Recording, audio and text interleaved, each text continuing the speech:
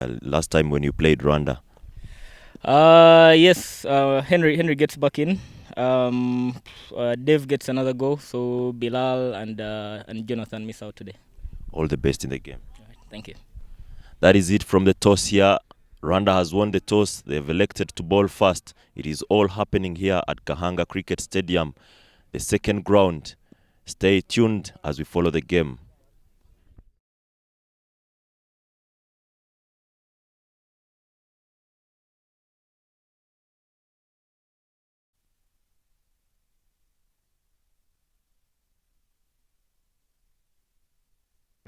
Right, good morning there, ladies and gentlemen. Welcome again to match day number 4, where Rwanda is taking on Uganda at Gahanga Cricket Stadium. Ground number 2 is a new ground, new pitch there, the middle one. I'm here joined by my other fellow commentators here, Landry Lurango and Zaid Khan. Welcome, good morning, gentlemen. It seems like it's going to be a good day. Zaid, good morning. Good morning, Leonard. Good morning, Landry. It's a beautiful day for cricket here at Gahanga International Cricket Stadium. And there we have the Uganda full squad for East Africa Trophy. Captain Brian Masava, Alpesh Ramjani, David Wabire, Doctor, Henry Senyondo, Kakiru Cyrus, Kenneth Waiswa, Pascal Murunji, Roger Mukasa, Ronald Lutaya, Simon Sesazi, Subuga Siraj, and Jonathan Sebanja.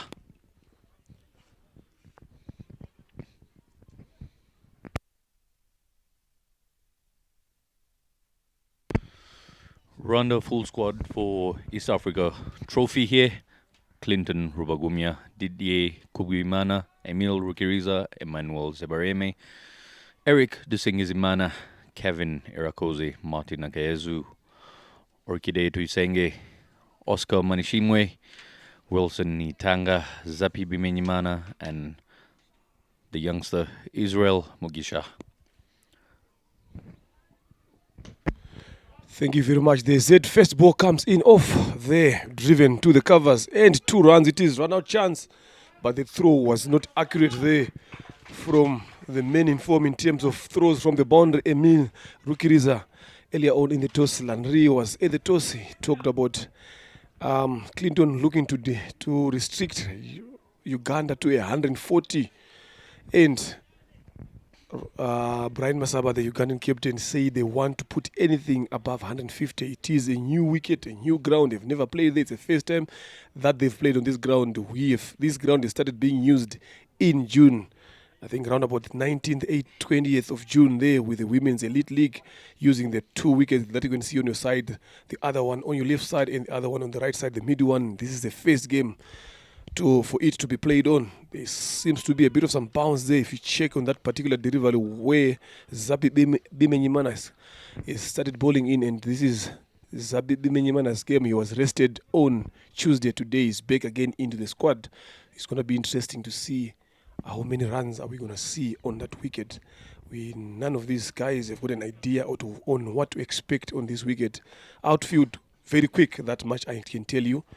The boundaries, the bigger ones, is the one where we are towards where we are sitting here to the left side of your screens there. That is one I can say is one of the biggest side of this ground. Straight ones, a bit, the other one too thin. Not from the airport, from the road end, there it seems to be a bit bigger, but the other one from where Zapi Bimenyimana comes in is a bit shorter there in terms of boundary dimensions. And the other on your right side of the screen, again, the mid-wicket area there is a bit short again. So it's going to be interesting to see who's going to be targeting those areas.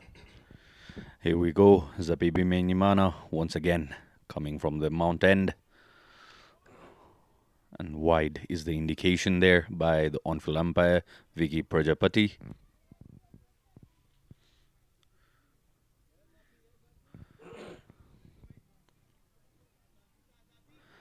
Zapi Bimenyimana, the speedster for the Rwanda side, charging in, has given away 1 extra so far. Bangs it short, and in a flash it reaches the boundary ropes. Aggression by Roger Mukasa.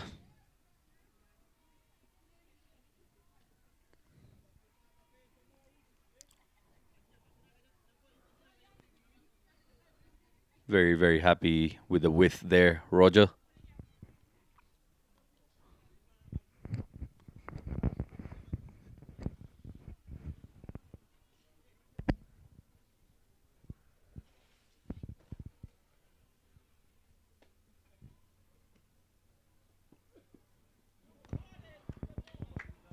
Lovely looking delivery there. Stayed straight to him. Reaches the wicketkeeper's gloves comfortably. Roger Mukasa being watchful, being a new pitch, a new field to be playing on. Zapi has played on this field, but a very new pitch to him as well.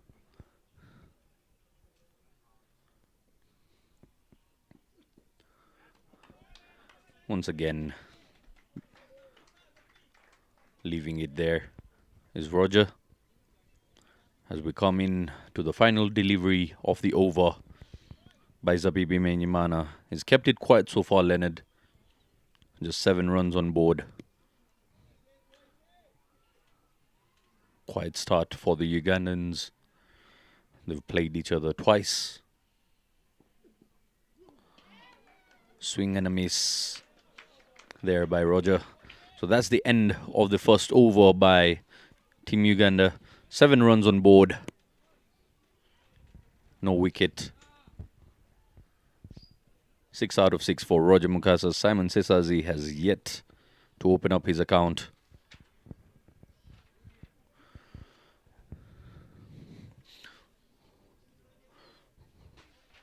What sort of an approach do you think the Ugandans must be having on this new pitch that they're playing on, or any side playing on a new pitch, new field, and batting first? What tends to come to the mind?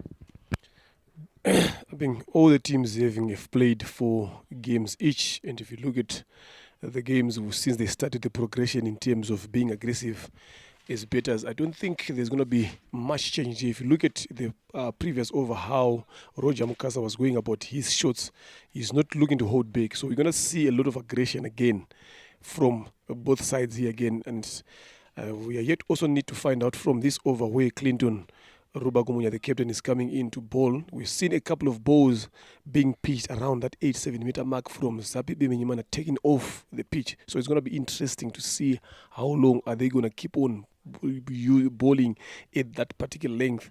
So it's going to be interesting. Yes, new pitch, we can talk about the new pitch, but the basics or the game tactics, the game approach does not change whatsoever, because a length ball is a length ball, a short ball is a short ball, things like that. So it's just going to be interesting to see after this game how these guys are going to go about their business. There you see the first ball, Clinton taking the pace off again, continuing from where he left off. It worked for him the previous games. Today again, off the first ball, he starts off with that. So it's going to be very, very much interesting to see who's going to be the smart one in terms of understanding how the wicket is behaving, both batters and the bowlers here. So it's very something that is going to test the intelligence of both sides here on what sort of approach to use on a wicket. If you go there saying it's a new wicket, then the moment you start concentrating on how the wicket is behaving, you're going to get out of your game plan and whatever. See, short and wide, short there, just helped through with the bounce and went over middle. Finally, who is inside the circle, and I've talked about this outfield being bouncy and quick. So anything that passes the infield fielders is going to race away all the way to the boundary. So just to predict here, I'm expecting to see a lot of runs coming on this ground. We've seen 190 on the other ground here, but this one, I'm telling you, this is where that 200 is going to come in. Short piece there and just helped it on its way using the pace of Clinton Rubagumya. Simon Sesazi starts off with a boundary. Very, very exciting young man to see. Swinging in this time around, and it reaches the boundary ropes yet again. Fortune favoring Simon Sesazi here. It was targeted towards the block hole there, but just got enough bat to it to go past the fielders there. Valuable runs these are for the Ugandan side.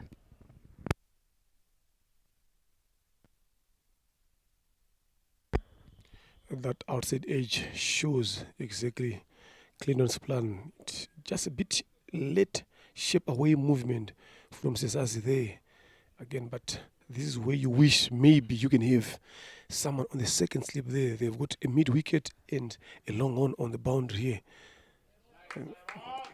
Placed there by Simon Sesazi, but they can get 2 runs there comfortably. Zabi Bimenyimana down there at mid wicket, running across to his left side to stop that one. Anything that is bowled around Simon Sesazi's legs, we see is comfortable playing the balls around those areas. So this is something that the Rwandan bowlers should be aware of, trying to make sure that they challenge him a lot. You see that ball that if he get that outside area off, I think that should be the area now going forward. Even the other game again, we saw him struggling around that area. So that is something that Rwandan bowlers should have done their homework and start to make sure that they bowl consistently in that region. So far 3 balls have been bowled and 10 runs Clinton, the skipper, has given away already.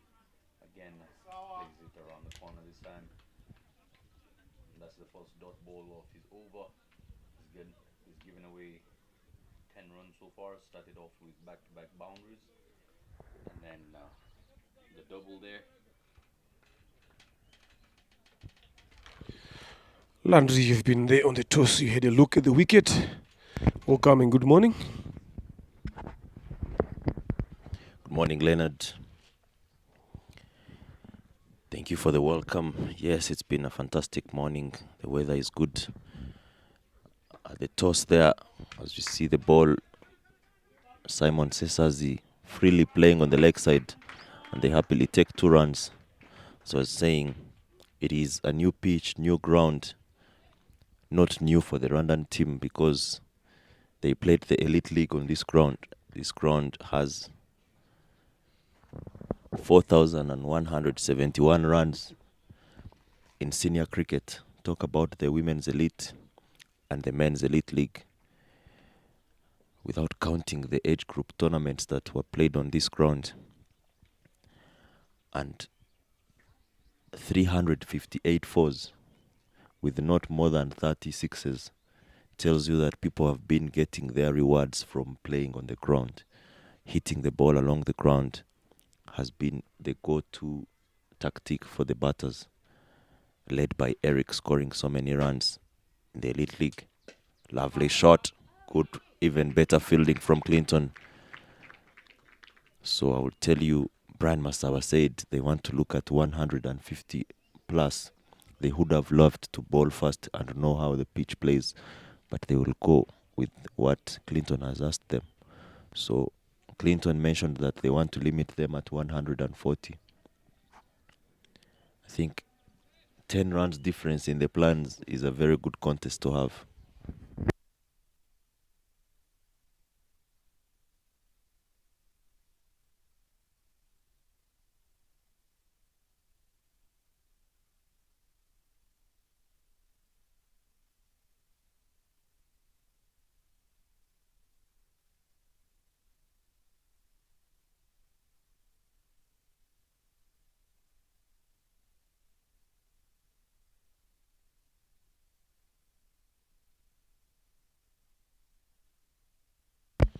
Yes, first international match on this Gahanga B field here, where Uganda and Rwanda have opened up. You see again, this is what I've been talking about, that line and that length that Zabi has been bowling. If you stick to that line in length, you're going to be asking a lot of questions to the batters. You can look there, Roger Mkasa, the body language says it all. He has been struggling in that particular region. So this is something that Zabi and the other bowlers now need to make sure that they take advantage of that. You don't want to be doing a lot of things there. You gotta stay in that region. Consistency is gonna be key here on such a wicket. You see, you understand? Trying to give him too much room there, but well placed again. Good fielding from the boundary again. Emil Rukiriza, you cannot take him outside the game in terms of fielding. We saw him effecting 2 crucial run-out on Tuesday again against the same opposition again. So this is something that he has done well for his team, and this is what you need as a fielding captain and as a bowler.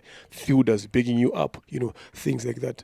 But going back to what I said about the lines and length, I also need to remember I've been comparing the seamers from all the three teams. Now, if you look at the Ugandan squad here, still you've got someone like David Wabire, tall lad. He's been bowling in that region, body line, short of a length. Now, if he sees this, is something that was going to be happy. Again, lovely pace of cover drive there. And Emilio Kriza, a bit jiggle there with the ball, but more careful and manages to stop that from crossing the boundary. So this is what I'm saying. If you compare the four seamers from the three squads, again, I'm talking about, if you look at Uganda, David Wabire, one of the tall bowlers, we saw him on Tuesday getting that bounce, that carry on the wicket that we thought is favouring batters. Yes, it was, but him being consistent on that line and length, giving trouble to opening batters for Rwanda again. So it's going to be interesting to see when they come into bowl after seeing such bounce coming in from Zabi and Clinton.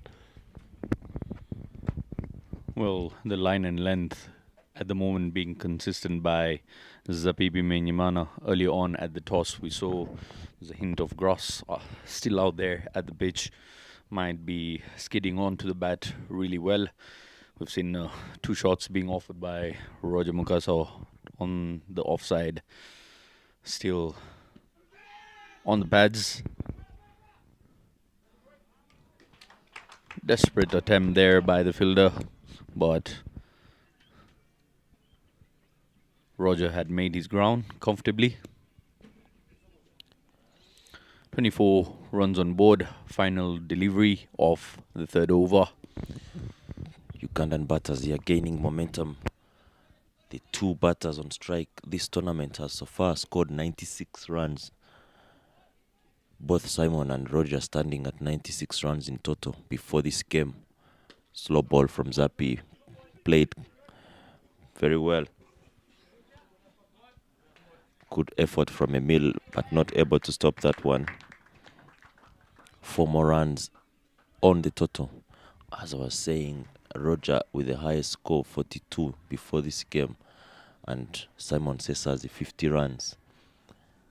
Rwanda has managed to pick 2 wickets in all the 2 games they have played. That was a bit wideish. He played it very well. Good effort from the young man. But it won't limit Uganda. That is it. 3 overs gone, 28 for no. And there is a bowling change for Rwanda. And that brings introduction of spin here. We've got Sebareme, the Rwandan national, coming in to bowl right arm spin. After the initial game against Uganda, I believe it seems to be part of the plot, bringing Sebareme in quite early. They didn't give a chance to Sebareme to come in quite early when they played against Tanzania. But playing against Uganda, knowing Ugandans might take a liking to spin, but that also creates the opportunity for picking up wickets. That window, if the ball comes off badly off the bat, might create an opportunity for a catch and an early wicket. There you go. Down the ground, played by Simon Sesazi. And also to get to know how valuable the spinners might be through this innings. So, good thinking by the captain, Clinton Rubagumya.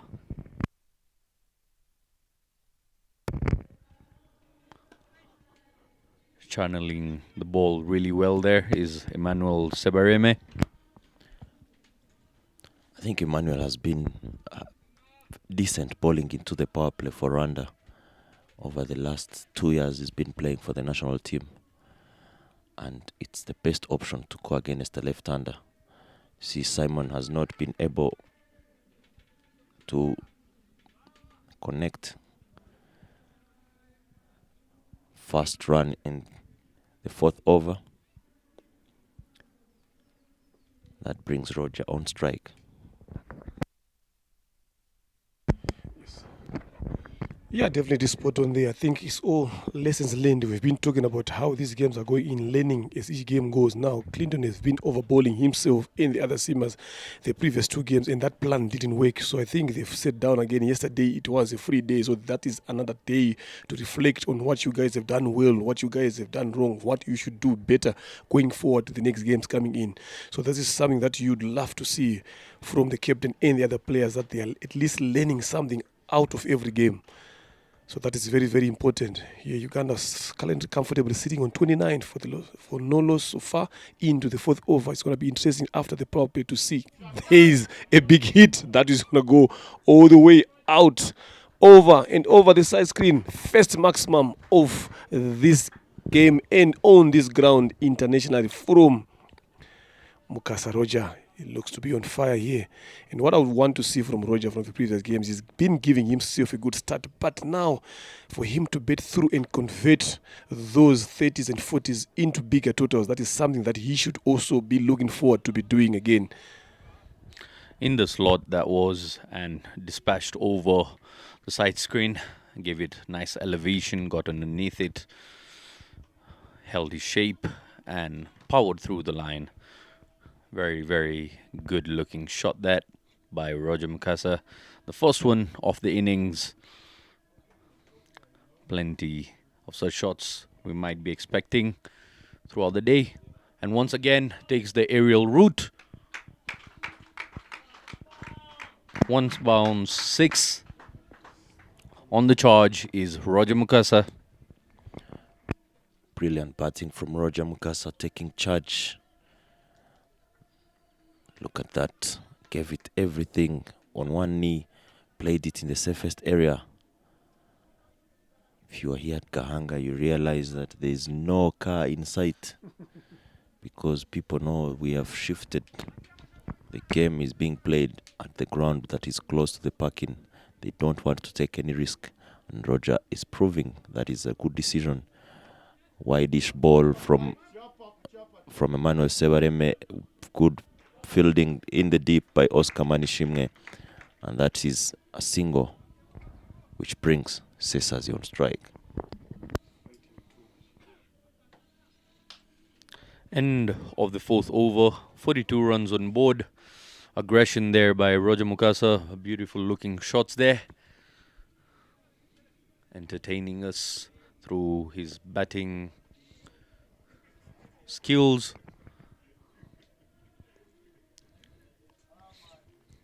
Just opening up the flow of runs.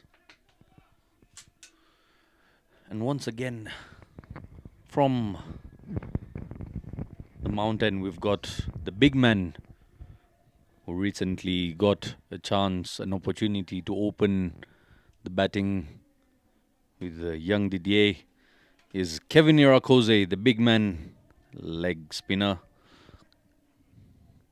Loves the competition. He's got plenty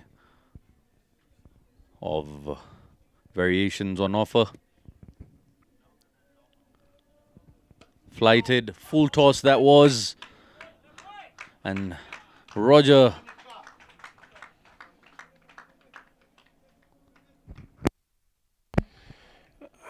Again, if you look at Kevin's last 2 matches that he has played, the lack of consistency has been a letdown for him now. Look at that. It's overpitched full toss, and those are Christmas gifts in August. I'm telling you, for Roger Mukasa, you wouldn't want to miss gifts like that. He has been struggling in terms of consistency. There he tries to go big, but missing everything again there. You can see he's indicating that he wanted to hit it over, long off there. And that is the area he should be targeting. Again, I've talked about that boundary being the shorter between the 2 straight ones.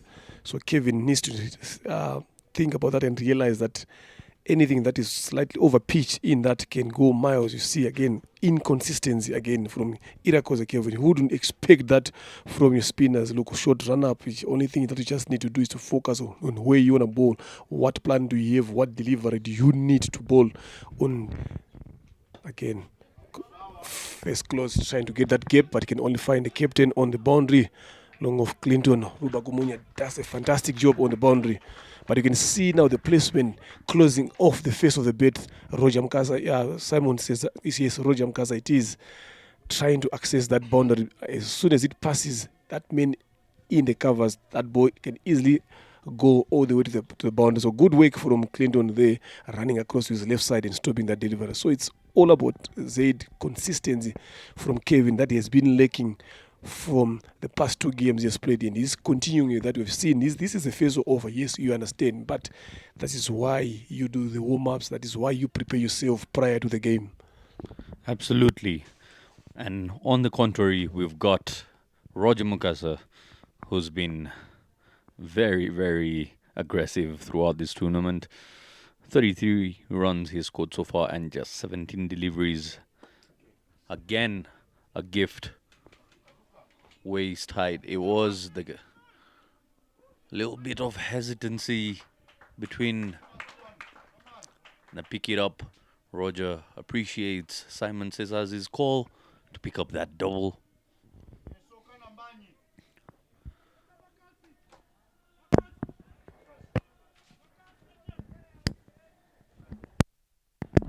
Kevin Irakoze, the leading wicket taker for Rwanda, has not been in good form this tournament. He's only picked 1 wicket. Yes, T20 is not about wickets, but again, his economy has been 8 in T20s. He's bowled so many loose balls, and that is another one. Add it on, full toss, played straight. Take care, Clinton, there. And that is another 4. This over has already gone for 14 runs with 1 ball to go.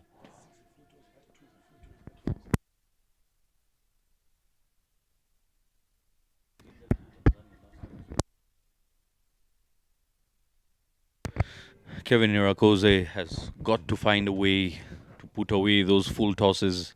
He's offering them more often than he's supposed to. This time around, comes up with a googly. That's a good comeback by Kevin, but his very first over, he's gone for 14. Not the sort of starts that a bowler looks for, especially not the sort of start a captain would expect out of his key bowler. 56 for 0 now into the last over of the power play. So if he goes back to, you see this partnership already is on 56, Roger 33 of 7, Simon 19 of 13. If you go again to that Kevin Irakoze's over, those 2 boundaries in that 2 that Ugandan batters have managed to achieve came off in form of full tosses, and that is something that you don't want as a spinner. You understand, bowling those slow full tosses again. And also the captain, now again, you've got a plan to bowl your bowler. So if your stand-up bowler again, or your main bowler again, goes in face over for 14, that changes the whole equation, and that changes the whole planning process in terms of the bowler's rotation. Again, you would expect him to come with a more disciplined approach, you understand, so that you can make him bowl a bit more longer now. But if he goes for 14, it's going to take a brave captain to trust that same ball again to bring him to come and bowl his next over, because you start thinking that he has been expensive. It's not that he's being hit off good balls or off good shots. He's being hit off loose deliveries that he is bowling himself. So not even making it hard for the batters to score off, not even asking a lot of hard questions to the batters again. So it's making it easy. So you don't want that as a captain. So it's going to be interesting to see after this Emmanuel Sebereme's over, who's going to be coming in to bowl the other over from the other end. Is it Emil Kriza, or is going to turn up to one of his seamers just to cover up that and change the momentum? See the reverse switch. Shout there for LBW, but umpire Eric Tusabe Mungu Hirwa not interested. Those is one of the officials who's on umpire for now. The square leg umpire is Vicky Prajapati. Those are our two officials for this morning's game. Trying to bring variation and different angles is Roger Mukasa. Never satisfied despite putting in all the efforts that he does put in with his batting. Always trying something new, keeping things exciting and keeping the scorecard ticking. Emmanuel Sebareme tends to lose focus at times and ends up bowling loose deliveries, more loopy deliveries that the batsmen tend to get used to and take charge upon him. And sometimes consistency can be your enemy as well. Once you start getting consistent at one particular spot, the batsman will pick it up and start attacking you. Takes the aerial route down to long on by Simon Sezazi. First boundary of the over.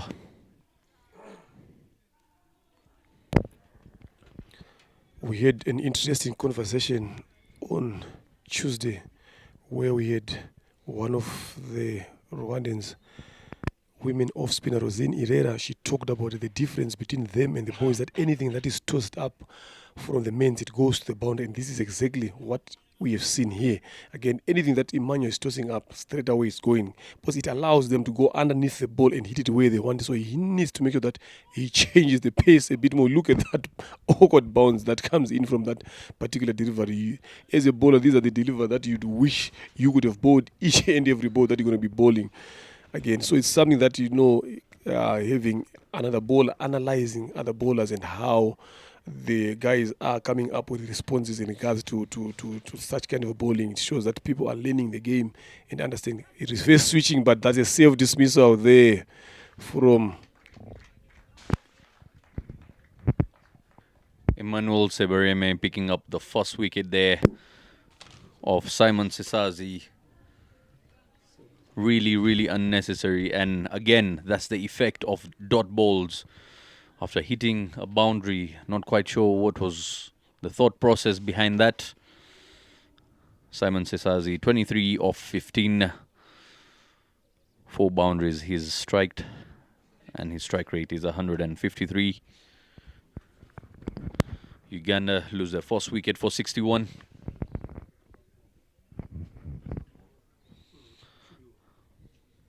And with that, we've come to the end of the power play. End of power play. Uganda 61 for 1. Simon Sesazi falling when Emmanuel Sebareme was bowling. The last time Rwanda played Uganda in this tournament, Uganda scored 186 for 10. In the power play, they had 59 runs, thanks to Ronald Lutaya, who came in after the loss of the first wicket and brought a firepower against Martin. Talk about Martin and Ronald. Ronald has just entered now, and Martin has been given the ball. It's after power play. It's going to be very interesting to see how these two compete with the fielding restrictions being loosened up. Martin Akayezu, jersey number 17 for Rwanda national side, who's been known for his pace, but also known for the wrong reasons when it comes to pace bowling here. Someone who's not consistent with his line. He's got plenty of work still left to be done here, but new day, new opportunities. Let's hope and see. He's brought those changes into practice as he's been given the opportunity once again by his skipper, Clinton Rubagumia, handing him the ball. Coming from the mountain now is Martin Akayezu. Pitches in short, skids on to Roger Mukasa, cramping him for room there. Plays it watchfully. Starts off with a dot ball, Martin Akayezu. Again, the danger man there, Roger Mukasa, who's already into the 30s, having faced 21 deliveries. If he ends up getting around that 50 mark that he hasn't reached so far, he's got into the 40s twice, I believe. And again, closing into that mark. He'll be keen to see if he gets to that landmark this time around.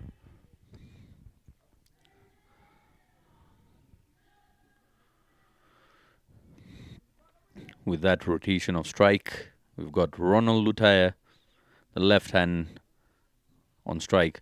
So the headache of the left and right combination, despite a wicket going by, continues.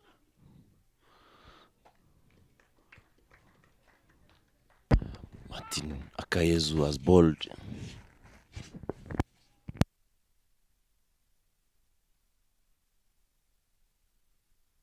Has bowled 3 balls in this over and has gone for 1 with 3 deliveries left. The man bowling in the last 2 games, he went for 29 runs against Tanzania in 2 overs. Against Uganda, he went for 35 runs in 3 overs. And that was against Uganda, 35, just 3 overs. And 22 runs coming in the power play. I think Rwanda has done a very good decision there today by giving Martin the ball to bowl after the power play. And so far, he's proved convincing. 2 runs in 4 balls. With whatever that happens after these 2 balls, it's not going to be that over of 19 or 22 runs that he usually starts with. Definitely a very, very good strategic move there by the Rwandan side. Kudos to the management and the coaches, and also the man bowler himself, Martin Akayezu, trying to understand the ideology behind that move. Here he is charging in again. Tries to play him around the corner. Safely to the fielder at short fine leg. Eric Big. Currently moving at a run rate of 9.45. Projected score 189. What sort of score, Leonard, do you think will be competitive enough here for the Rwandan side?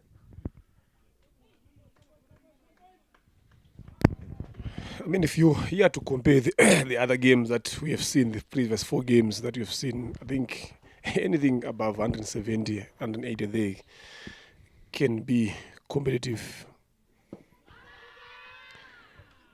Shout of LVW there, but umpire Vicky Prajapati not interested in that, and that brings over number 79. This is a very, very, very good over again from Akayezu. Martin conceding only 3 runs in this over. It's a good start for him again. If you compare the other games that he has bowled, again, Landry, you talked about him conceding 29 runs again. He conceded again after his 3 overs, 35 and 22 runs in, and all of these came in the power play. So this is something, like I said,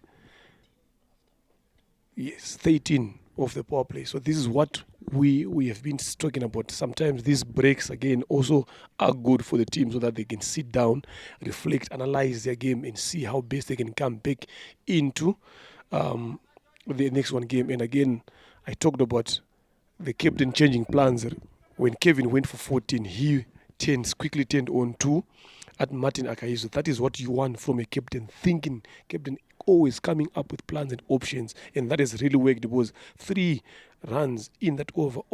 It's got some shift of pressure towards the batters here. I'm telling you, you've got a new batter in terms of Ronald Lutaya. Yes, the well said Roger Mukasa is still there, but you see now, this is the results of those 3 deliveries that Martin Akayezu, and this is when we go to the cricket basics now, bowling in partnerships, bowling in pressure, in pace, creating pressure from both ends. This is what you do want to hear from your bowlers. Again, up and over, but just went through between those two guys. The chase is there, but on this wicket, on this ground, I'm telling you, the outfield is quick fire. As long as it passes you in the on the Sego, that is going to go all the way to the boundary. See, rocked back, creating room for himself.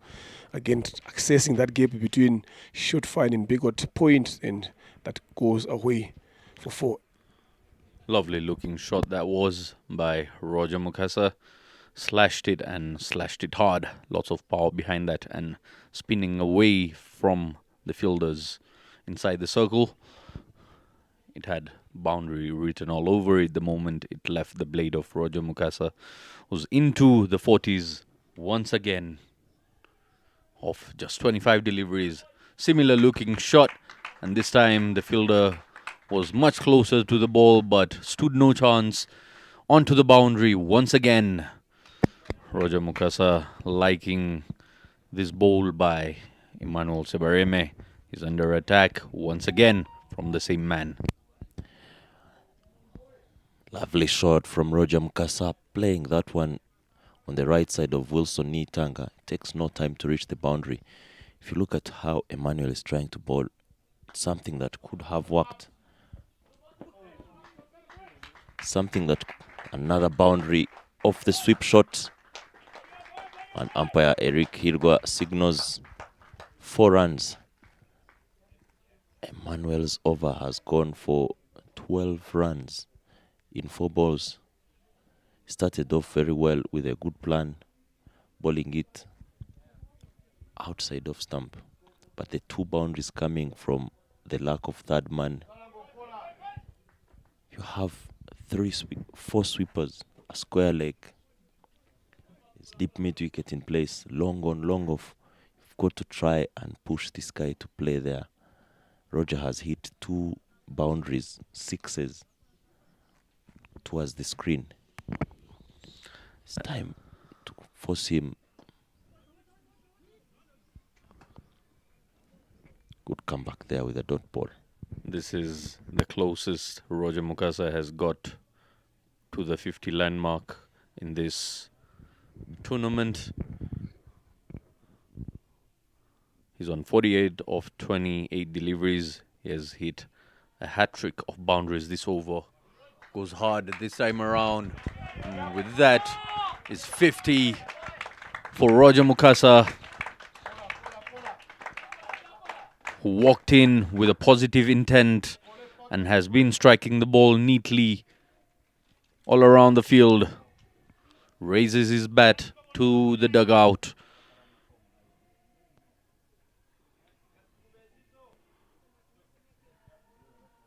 With that, we've got 8 overs done here.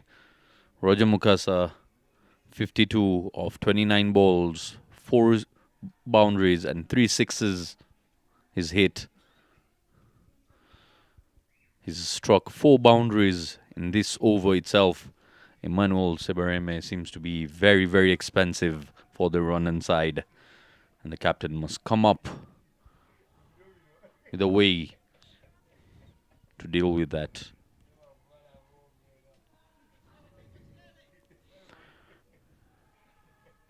Uganda 80 for 1 at the end of 8 overs. Projected score shows 200 on the board, with plenty of wickets in hand. Let's wait and see how this goes.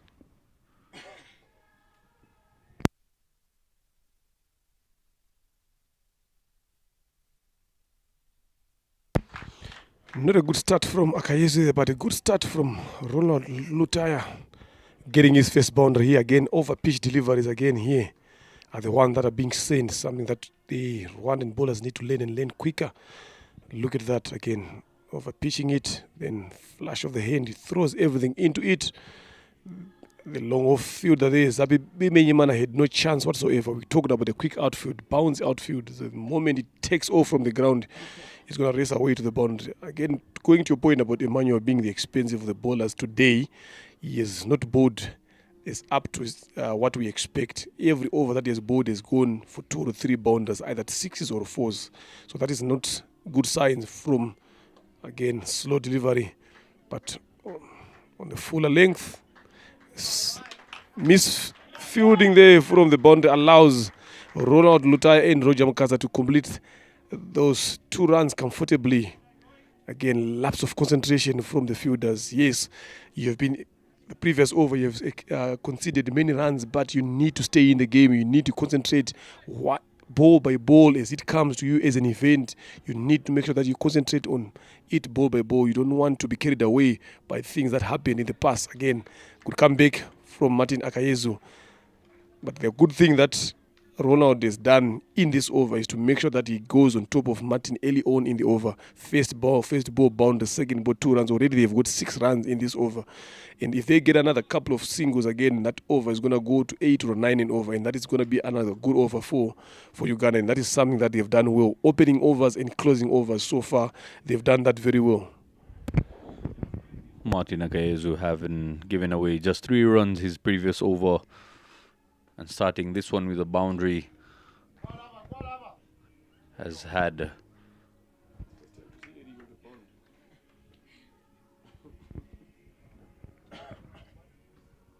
a good run against Ronald Lutaya so far, who's been finding edges apart from that exceptional boundary first up. Does he win this over? We're yet to see. It only requires consistency and focus. Driven. And a misfill there by the captain, Clinton Ruwagumya. And Uganda managed to steal yet another run. Again, it goes to lapse of concentration from the fielders there. That ball is just as easy. It was hit straight to him. The only easiest thing that he could have just done is to pick that ball and throw it back. But again, that lapse of concentration and putting themselves under pressure. Yes, you haven't taken a lot of wickets, and that is expected in T20 cricket. Lovely ball there from Akayezu.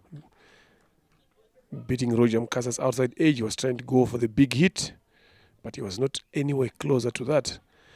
End of over number 9.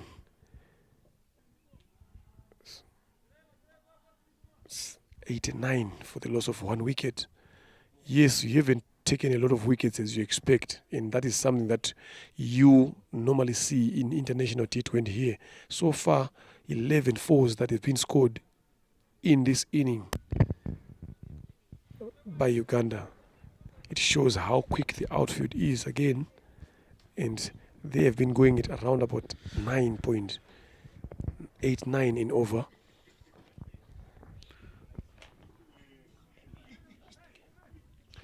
Emil, in the last game that he bowled 4 overs, conceding 27 runs and taking 1 wicket.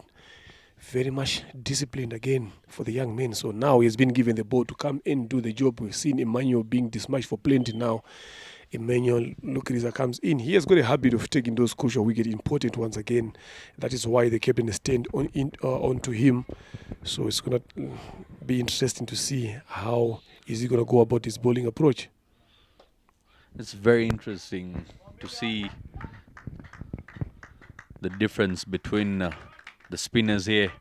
We've got Emmanuel Sebareme, who's not as tall as Emil Rukiriza in stature, but the difference of release height when the ball is released from the fingers is a different height, and the way it affects the bounce of the ball.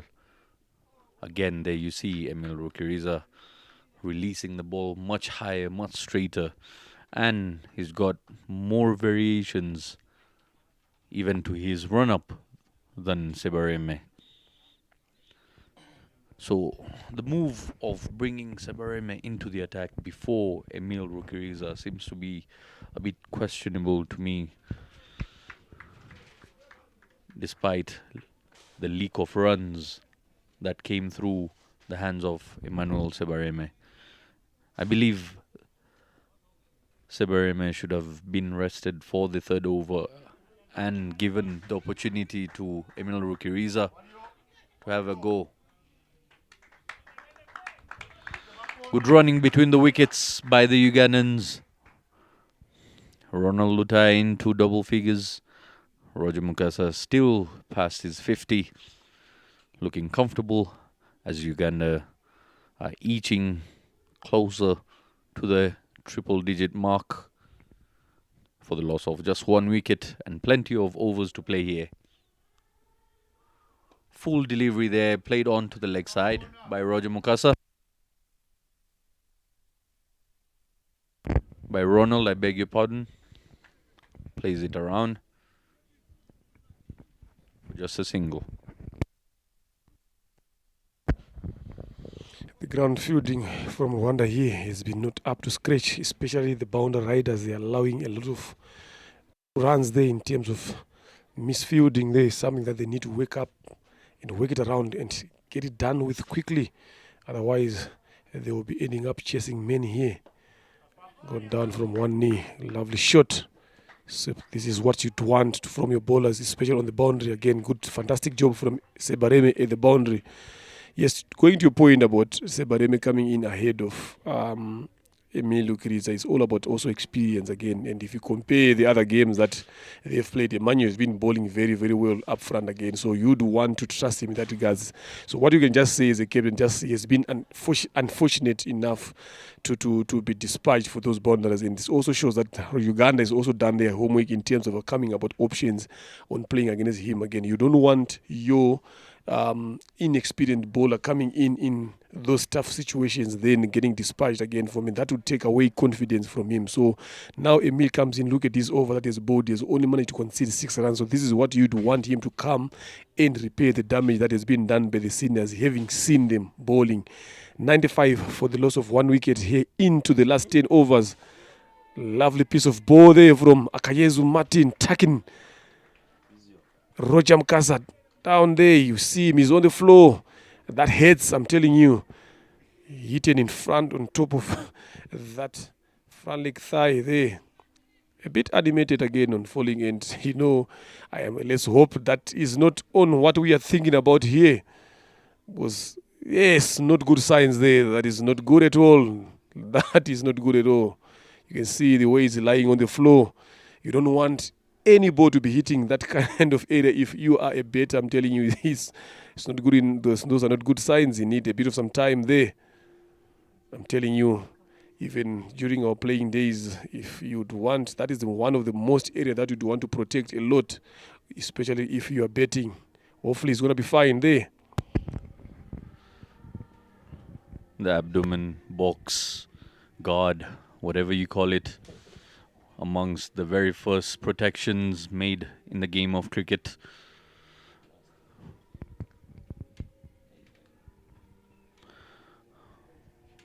There seemed to be some confusion with my partner here in the commentary box, Landry. The helmet was invented about 100 years after the box. That shows you priorities for the batsmen out there in the middle.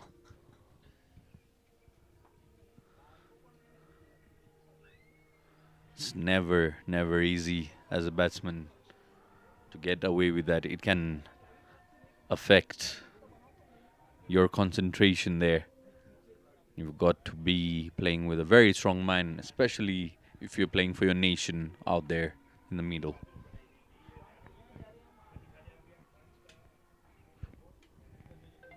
Moving on, the physio has done his part. We're back into the game.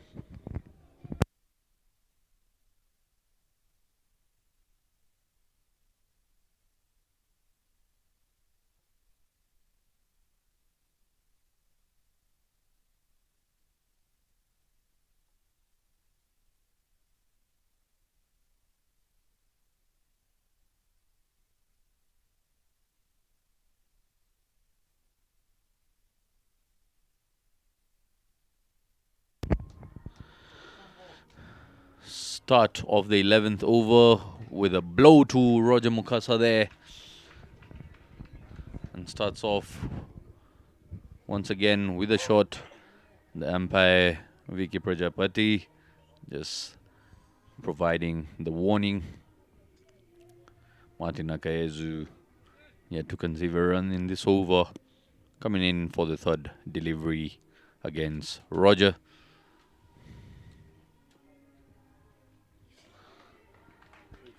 Once again, great pace Martin Akayezu has offered, and getting hold of his line. Very good to see this by young Martin Akayezu. He's a strong boy, strong shoulders, well built, runs in hard. Wasn't so sure about his line and length, but gets within the rhythm.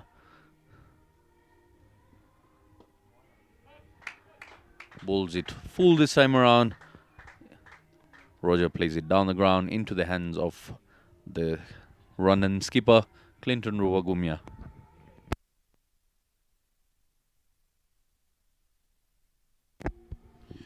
Great over so far there from Martin Akayezu after that hit on Mukasa Roger.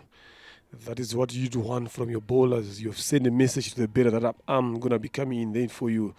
And you consistently do that in the over. Again, lovely piece of bowling. Slow deliver again. Pace taken off. And Lutaya Ronald couldn't pick that. 1 run so far conceded in this over now. The closing of the over now is what is important from Martin. What is it that is going through his mind now, knowing that he has only conceded 1 run in this over now, the last delivery that's coming in. You don't want to be doing too much. Stick to what is worked for you in that over. Yes, the batter is going to come up with a different plan with that ball, but you got to stick. Lovely. That is lovely. Into the pitch. But again, the ground fielding from Rwanda fielders here has not been good, I'm telling you. There, if you are to calculate here, I'm telling you, out of the 98 runs here, 16 of them have come out of misfield. And this is something that you don't want to be having from your bowlers. But a good over again from Akayezu Martin, conceding only 3 runs to end over number 11 on 98 for the loss of 1 wicket. Uganda being sent in to bed. Absolutely well done by Martin Akayezu. If you're to see the figures just a day ago, you cannot believe it's the same bowler bowling to the side. Very, very good comeback by the young man. Uganda 2 runs shy of the 3-digit mark here. The opener, Roger Mukasa, still out there in the middle with his partner. Roger plays it down to square leg for yet another boundary. Lovely looking shot that. He knew where the gap was. Placement was immaculate there by Roger.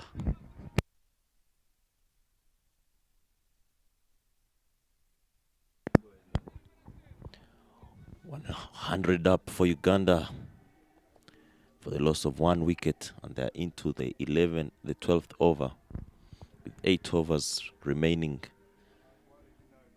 Uganda will be looking to score 200 and plus.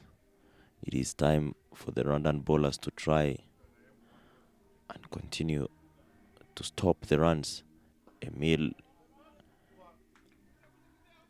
Roger plays it to point. There's a chance for a run out, but they take 2 runs thanks to Zapi's throw, not as accurate as they would have loved it.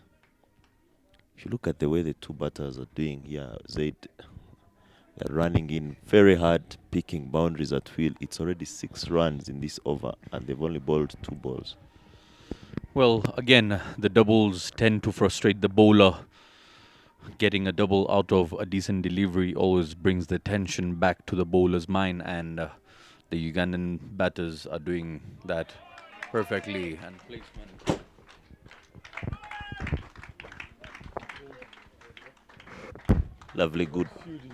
Lovely shot from Roger Mukasa. Played it decently. Got on one knee. Lovely sweep shot. Not an easy shot from someone who's just been hit on the leg by a furious Martin. But this is a good sign for Uganda that Roger is in and is okay. He can continue batting. The commentary box here in danger. The ball coming our way. Beautiful looking shot that by Roger. As I was here talking about that shot, the ball tend to just pass through my legs right now. Such is the exciting batting by the Ugandans here.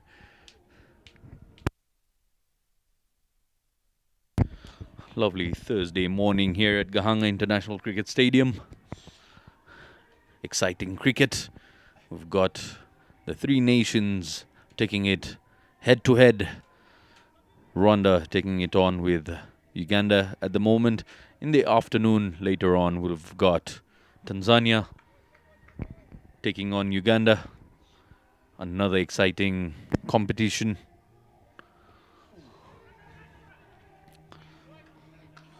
If you see from that delivery there, Leonard, the release point was very, very high by Emil Rukiriza there. And that brings the element of surprise to the batsman, getting your eyesight above the normal height and reading the line. Oh, sneaky work there by Emil Rukiriza. Roger Mukasa is very sharp on that. Struck powerfully there. The fielder had to move a couple of yards to his right and stood no chance, as it has been smashed through the covers there for yet another boundary. Emil Rukiriza starts off with a boundary and ends with a boundary. 3 boundaries this over. In 2 overs, he's given away 22 runs. Figures Emil Rukiriza would not like to remember.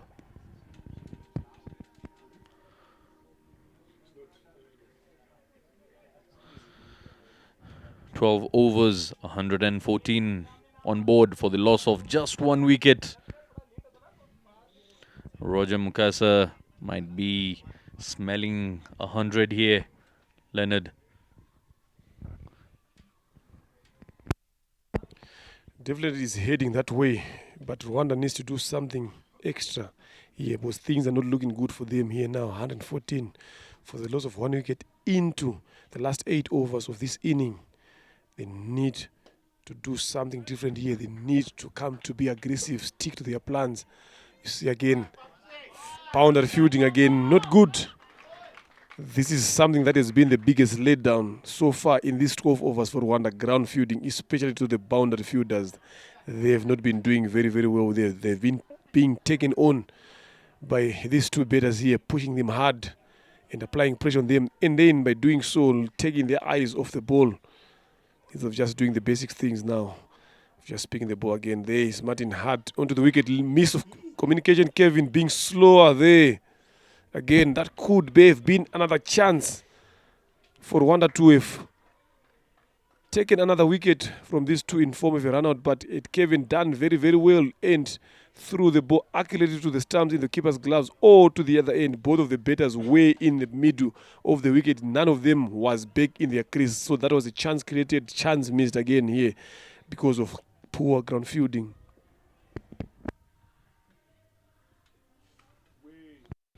Waist height there by Martin Akezu.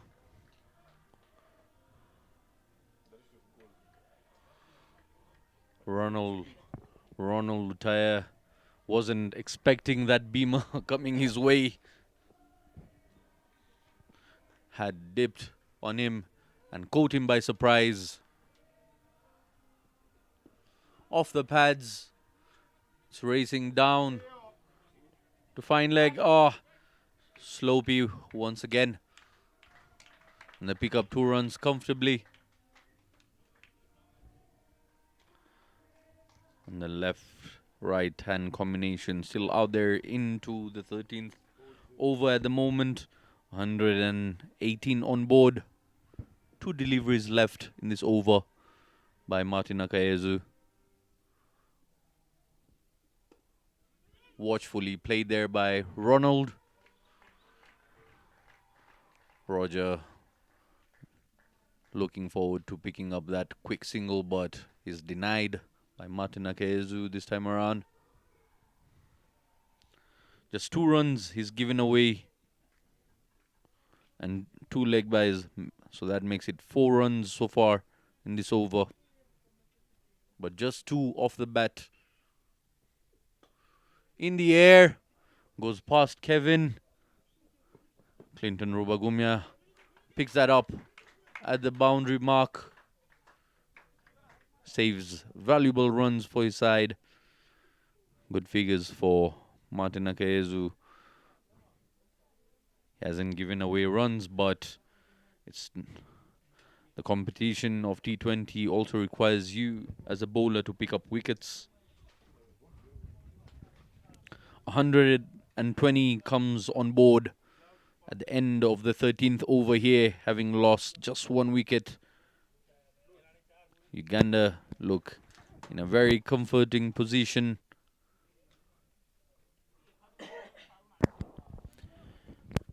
Martin has done a fantastic job. 21 in his 4 overs.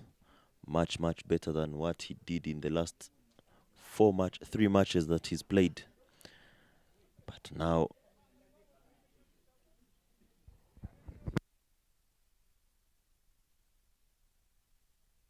beg your pardon, 19 runs in his 4 overs.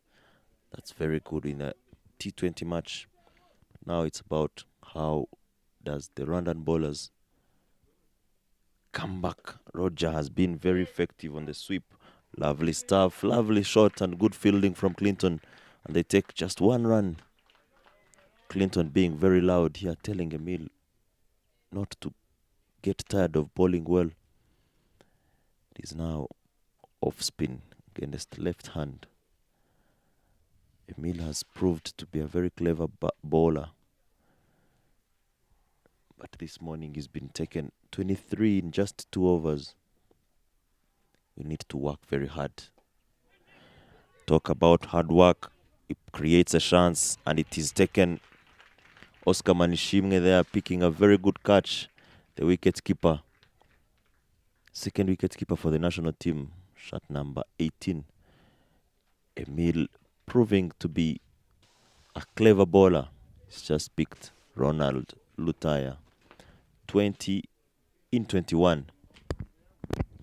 Ronald Lutaya, despite having spent 21 deliveries there,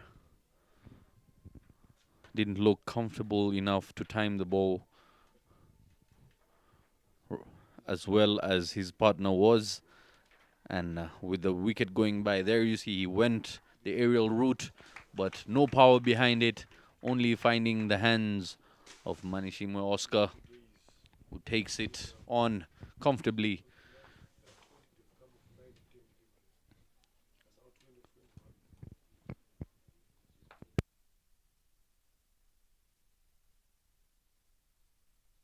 And with that, we've got the exciting Alpesh Ramjani out there in the middle with Roger Mukasa.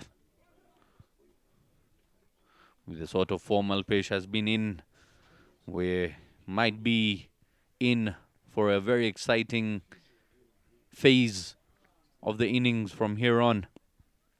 Loves playing his inside-out shots with the pace on offer here. 4 matches, 3 innings, 69 runs on board, 45 being his highest, averaging 23, strike rate of 140. Uganda not backing off in walking there. Alpesh, as you're saying, was the player of the match in the last game Rwanda played Uganda, scoring 45 in just 28 balls. Also picked 4 wickets in 3 overs. He's been coming in the middle overs. Starts off with a glance. Kevin does a good job, and it's a dot ball. But again, big advantage for Rwanda because he's a left-hand and coming in to face Emil Ruchiriza, who's proven to be a top bowler for Rwanda since his debut in Kenya. Gives a chance. It's not taken. They want 2 runs. They will get them.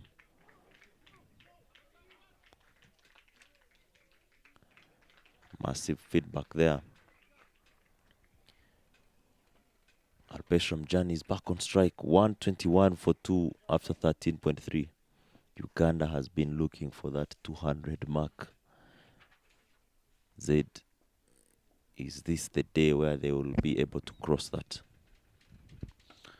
Well, from the looks of it, they've got all it takes. They've got plenty of wickets in hands, but again, the beauty of cricket is an over or two done right here can undo the plot for the opposition. So always to remain into the competition and always to stay positive.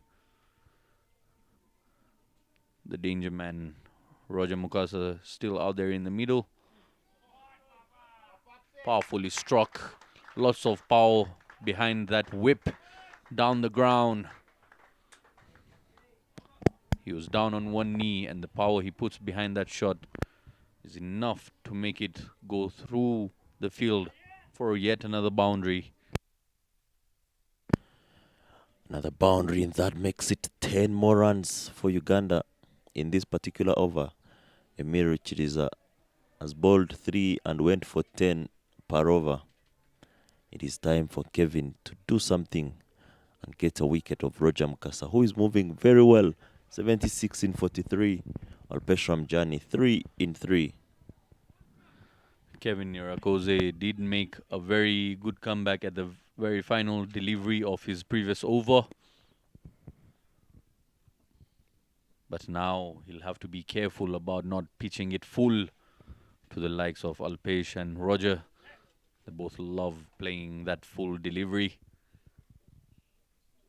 especially with the pace that he offers as a spinner. He'll be coming onto the bat as good as you like it.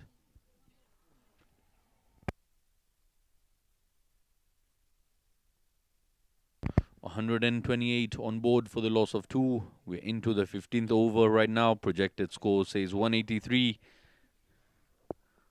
But for all our viewers joining in us live here at East Africa Trophy, played here at Gahanga International Cricket Stadium,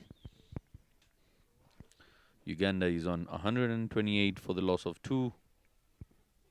And we've got Alpesh Ramjani and Roger Mukasa, who's on 76, having faced 43 deliveries. And Alpesh has just walked in. And in no time, he's got 3 out of 3.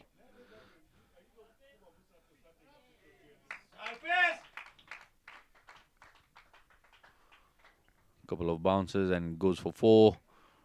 An even bounce there for the fielder to stop that from reaching the boundary ropes.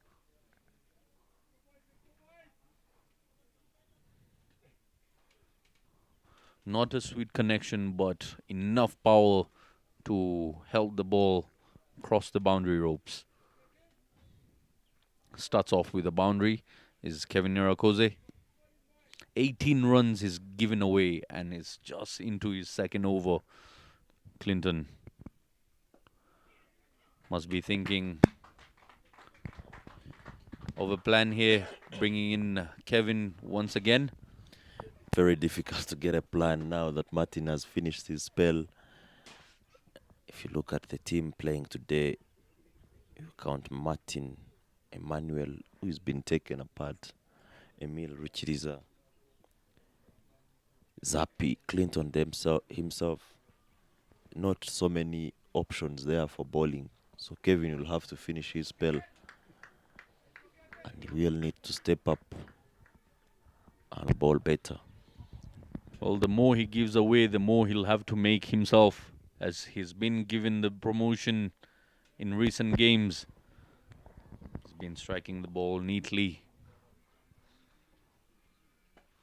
Oh, played it on to the leg side, rocked on to the back foot for yet another boundary, punishing Kevin Nyirakoze here. It's below par what he can do as a bowler.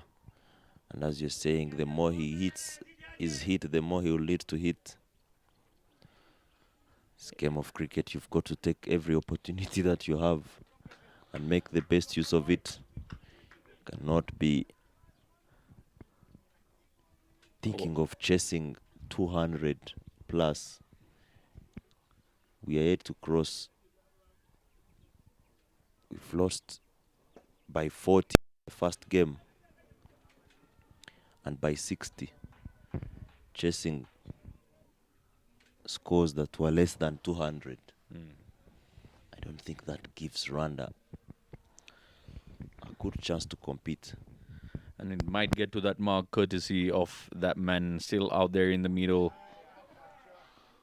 Placement, plays an uppercut this time around.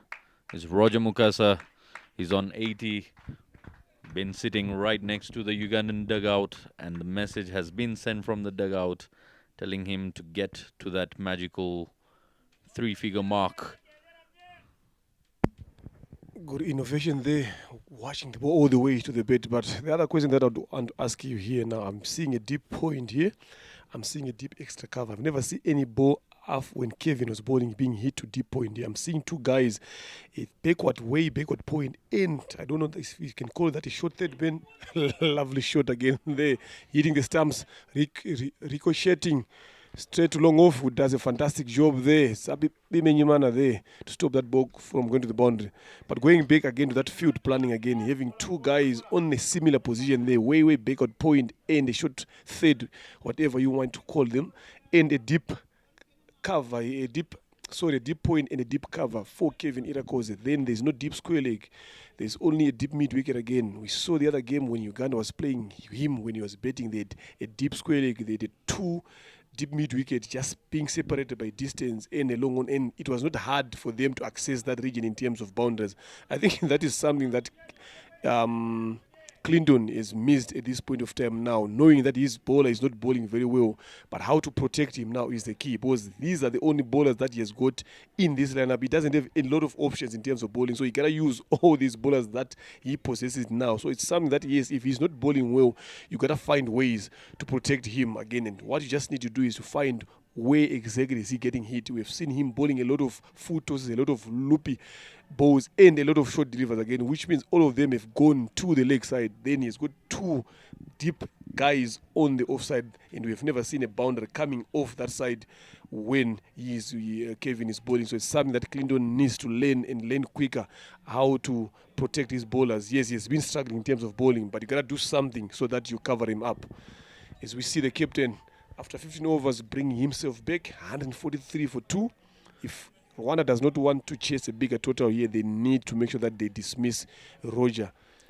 And this is the moment to do that. In the next 2 or 3 overs, try to apply pressure on him. Once you dismiss Roger, you're going to have another new batter coming in, and that brings 2 batters at the crease. Obviously, the plan is going to be a bit tougher for the batters again. They have to come up with a different aggressive plan. By doing that again, that creates pressure and wickets will start coming in. So they need to make sure that they dismiss Roger Mukasa if they want to chase a list total here that is not above 200 that we are looking forward to see here. Again, poor fielding on the ground from Kevin Irakoze. He's not alone. A lot of the fielders in this team has not been fielding very well on the ground, especially, and that is something that you don't want. Yes, it's a hard surface, but the basics always allows you to be down on the ground, get down early, watch the ball getting into your hands. That is something that these fielders are not doing. So they need to make sure that they change that if they want to be a better side and being a competitive fielding side, not only on this particular game, again, on the other games that are going to be coming in. Yes, the fielding hasn't been up to the mark, and the Ugandans have been punishing that. And for Rwanda, the prize wicket is that of Roger Mukasa, the danger man. Tries to slash that this time around with a close face of the bat. 86 runs he scored off 48 deliveries. It will be a very big wicket for the Rwandan side if they get Roger Mukasa, because he's been playing around with bowlers who are not consistent, the likes of Kevin. Both overs he went for 3 boundaries each. Not the kind of feat you'd like to put to your name. And again, mind you, the Ugandan side has a deep batting lineup. You've got to get them early, otherwise you'll have to pay the price with bigger totals, massive totals, like my partner here, Landry, mentioned earlier. We've lost to Uganda before by 40 and 60 runs. And this time around, coming into this competition, if that mark gets up to 200, it will be a difficult one to chase down for the Rwandan side.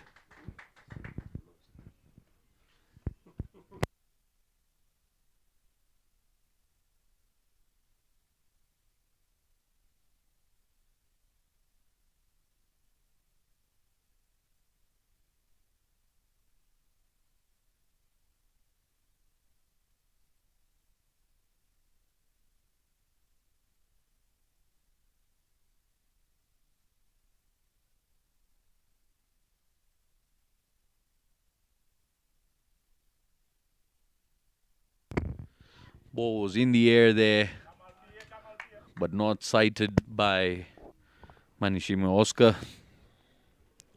Ended up saving the ball off one bounce. Clinton Rubagumya coming in for his second over. His bowled 3 deliveries, has given away just 2 runs.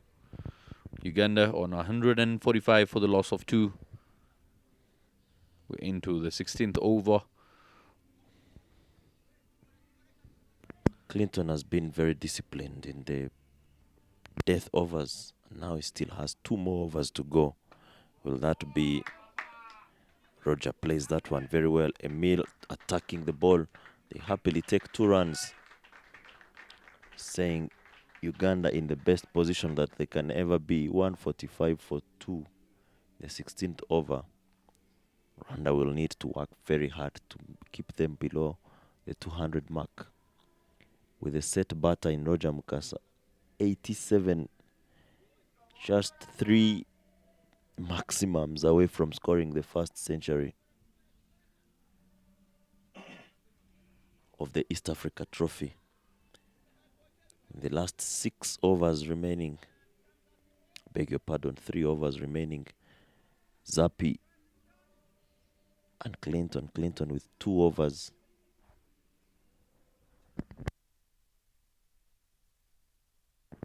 The last 4 overs will be bowled by Zappi and Clinton if nothing changes. I don't see Kevin coming back to finish his spell. It's been taken all over. Now it is time for the battle between the best of Rwanda and the best of Uganda.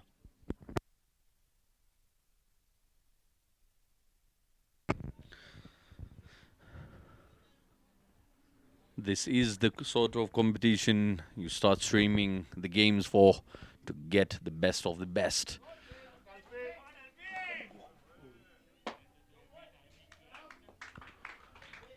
Powerfully struck there for a maximum by Alpesh Ramjani. Was into the slot and given full treatment.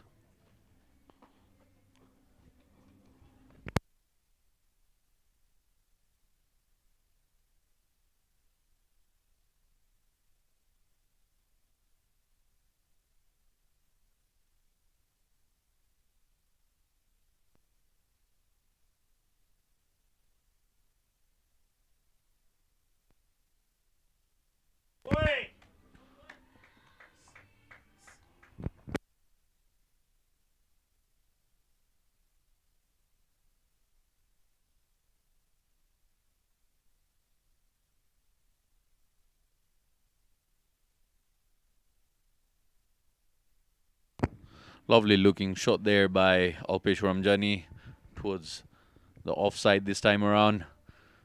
Took a liking to the leg side, started off with a maximum. And again, coming on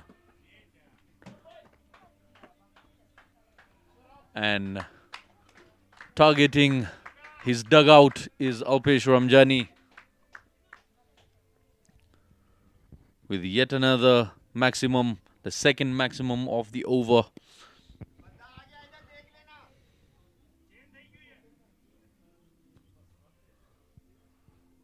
Now there is a man in that position where 2 maximums have been struck before.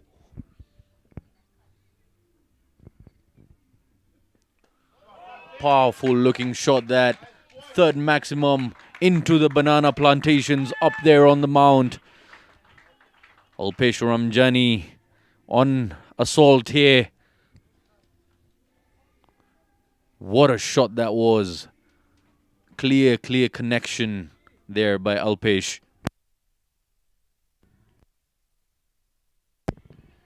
I'm telling you, we're going to see the first 200 here. This ground has got a lot of runs. That wicket we saw in the elite women's and men runs coming off that. So, and again, if you look at the way Zap is bowling, just now bowling through the motions, just wanting to finish the overs, no plan whatsoever. If you look at the way he's bowling, look, he has been hit sixes all over the place again. He being hit 6 on the leg side, being hit 6 straight again. So it's something that, again, goes to consistency again and coming up with a plan and sticking to the plan. Yes, it's a good comeback bowling, that dot ball. But again, if you look at already 20 runs, he has conceded in this over. So that is pressure that has been applied not only to him again, but to the other batters again. 18 sixes, again, 18 fours and 6 sixes so far in this innings. It says a lot about the bowling that we have seen here today. So it's something that they, going forward, talk about learning lessons. Then these 2 deliveries he has learned quicker and managing after being dispatched for those 20 runs. He comes off and finishes up with 2 dots and finishing over number 17 here and 170 for the loss of 2 wickets here. Only 30 runs needed to get to the 200 mark that we've been talking about. Yes, we've seen Rwanda chasing 170 in that other game. We've seen them again struggling to pass 115, so it's going to be hard now with 200 already on the board. That is going to be scoreboard pressure to start off, and the asking rate from that is going to be above 9 plus. So they've got guys that are capable of doing that, but the question is now, when they are chasing it, how are they going to go about their chasing? We're talking about the quality bowling that Uganda possesses. Someone up there needs to take them on, but you don't need to take them on, then you stay for 2 or 3 overs. You need to take them on and stay longer. Look at what Roger Mukasa did here today. He has been falling into 40s all the other games. Catch. That is gone. Lovely piece of bowling from the captain himself, bringing himself into attack and getting that outside edge for Mukasa Roger. But a good, brilliant inning from 89 of 50 deliveries. And that is the difference between him and the other team. Look at that strike rate, 178. Good one. You'd want that from your top batters. Again, we've talked about him converting the 30s and 40s into bigger totals. This is what you want, and this is what he has done. Again, smart bowling from Clinton Rubagumunya, not giving up. If you look at that, they had consistency in terms of length. Check at that.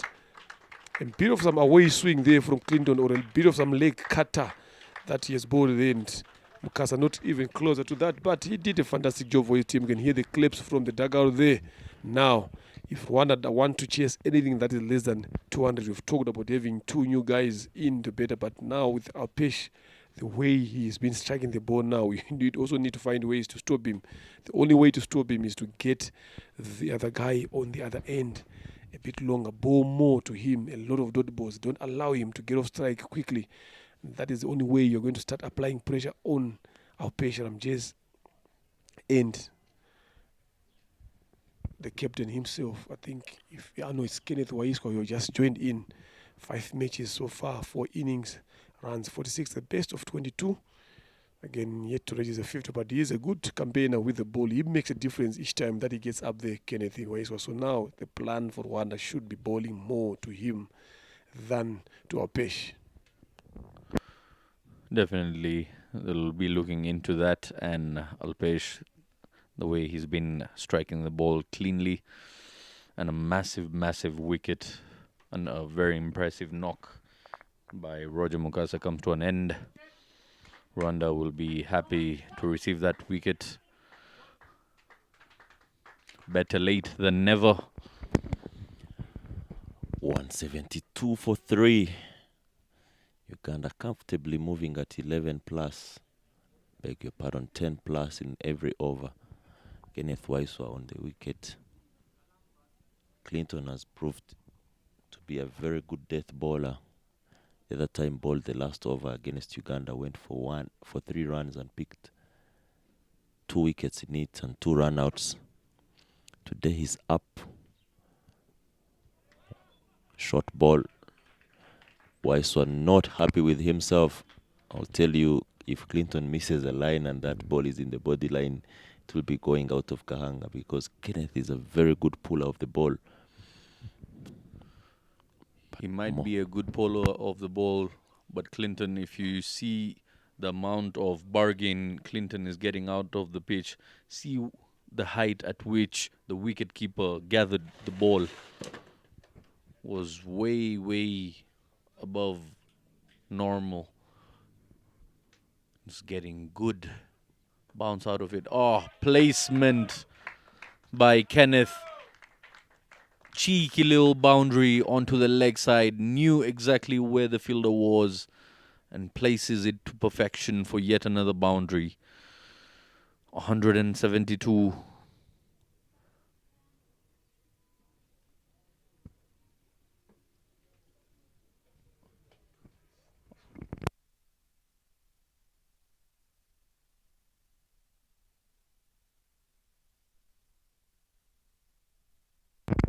$176 for the loss of 3 wickets.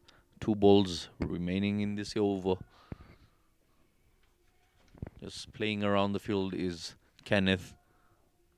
And knocks him over. The stump goes wheel carting towards the keeper there. Middle stump out of the ground. Not a good sight for the batsman, but a very, very pleasing sight to Clinton Rubagumya. I said it, if Rwanda needs to chase anything that is less than 200, they need to make sure that they bowl more to the new guy again. And look at the way how Clinton bowled to Kenneth Waisa, knowing that Kenneth is going to go. Look at that shot, knowing that Kenneth looks to go big again. Inside edge onto his stumps. But this smart ball, if you look at again, it's a bit of some off cut again being bowled. And this is where you need those cutters now being bowled, and it has worked for him. And this is what I said, if they want not to chase a mammoth total here, they need to make sure that they bowl a lot of delivers to the new batters that are coming in, and that is exactly what just happened. Kenneth Waisa comes off of 6 of 3 deliveries, and that is good again from Clinton Rubagumunya. Landry just mentioned earlier on, just say Clinton has proven to be one of the death bowlers for Rwanda. Yes, he has shown that in the past 2 games that he has played, and now he is showing it again in this game again. Hopefully the other bowlers in the squad are also watching how to bowl, especially at the deep end of the innings, and that is what you need. So they need to make sure that you bowl more to the new guy now than to the set guy that has been there, Alpecia. Once you do that, you're going to apply pressure on both of them, because Alpecia knows that he has to go big, and he's good at doing that. But if he's not on strike, definitely that is going to be going in his mind to say, I have to be on strike. It's going to create a run out, it's going to create a false shot. Then by doing so now, when wickets start coming in, the run rate starts, it also start going down. Only 1 delivery left in this over for Clinton Rubagumunya. 6 runs he has conceded so far, and has taken 2 crucial wickets. How is he going to finish this over is what is important. Lovely again into the pitch, but they squeezed on. But if I'm Clinton, I'll be the happiest of the 2 captains here, because I've got a new guy on the other end. Again, that is what I would love to bowl the new guy. And again, speaking of the new guy, it is Brian Masaba, the skipper of Uganda national side. There you see we've got the viewers coming in to check out these interesting games here at Gahanga International Cricket Stadium. There you have Bryson Iringiro and a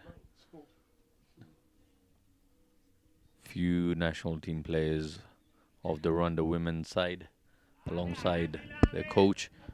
There you see. The sun is out, and so are the sunshades.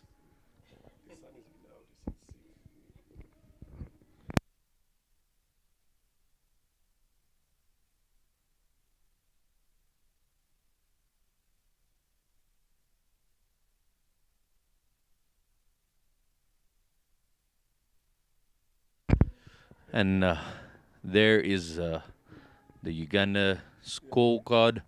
Roger Mukasa, impeccable, 89 of 51, 12 boundaries, 3 maximum strike rate of 174. Simon Sisazi, the opener, 23 of 16, 4 boundaries to his name, 143 strike rate. Ronald Lutaya, 20 of 22, 1 boundary, strike rate of 90, the slowest of the lot. Alpesh Ramjani, who's been very, very impressive. He's on 32 of 14, started off with a flyer, the highest strike rate of 228 at the moment, and he's still in the middle. Kenneth Waiswa, clean bowled by Clinton Rubagumia with a short stay at the pitch. 1 boundary he struck. And the captain, who just walked in, Brian Masaba, 1 of 1. Little bit of a drinks break there. Current run rate 9.83. Projected 197. We're yet to find out if we're to get to the 200 mark. And a very, very impressive over there by the Rwandan skipper, Clinton Rubagumia, giving away 2 wickets. 2 massive wickets, I must say. 2 massive wickets. Now the focus should shift for the Rwandans on how to bowl these last 12 deliveries, because Uganda's depth means whoever that gets out, you don't get so much difference in who is coming in. The captain is there, he plays it in the air. Will be 1 bounce to Wilson, and it will be a single. This is not. First ball gone, single run. Alpesh is back on strike. Alpesh has got 20 runs in the previous over of Zappi. He will need to have a clear plan on how to bowl to him. Slight adjustment in the field for Alpesh.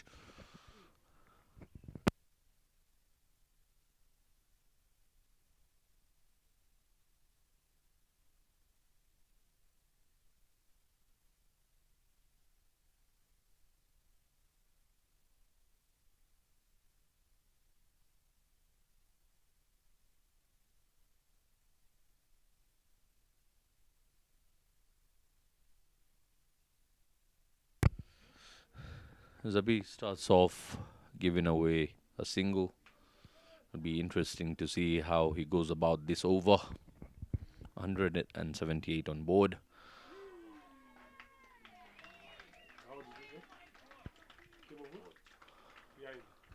Coat behind there. And Alpesh has to walk off. Vicky Prajapati, they're raising the finger. Might have got a sneak there. An appeal straight up by the keeper and Zapi Bimenyimana. I would not say Zappi getting the last laugh, because Alpesh is departing, scoring very important 34 runs at a strike rate of 224. Zappi, thick outside the edge there. Didier very confident, appealing. Zappi doing this, the best he can do to bowl a last over, keeping it there at the white line. Clear plans is what we talked about, and that brings 2 new men in. Yes, Brian Masaba has been there, 2 runs in 2 balls. And that man there, shot number 45, Cyrus Kakuru.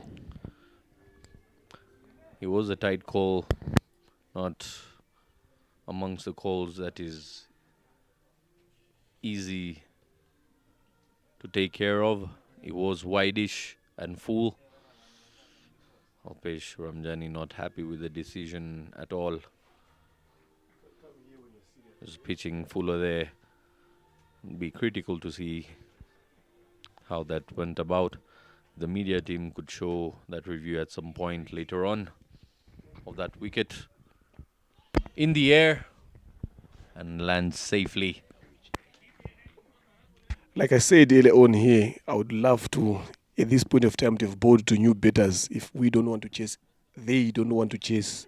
We're always getting caught up. This is almost difficult sometimes. You get carried away, but you are part of that anyway.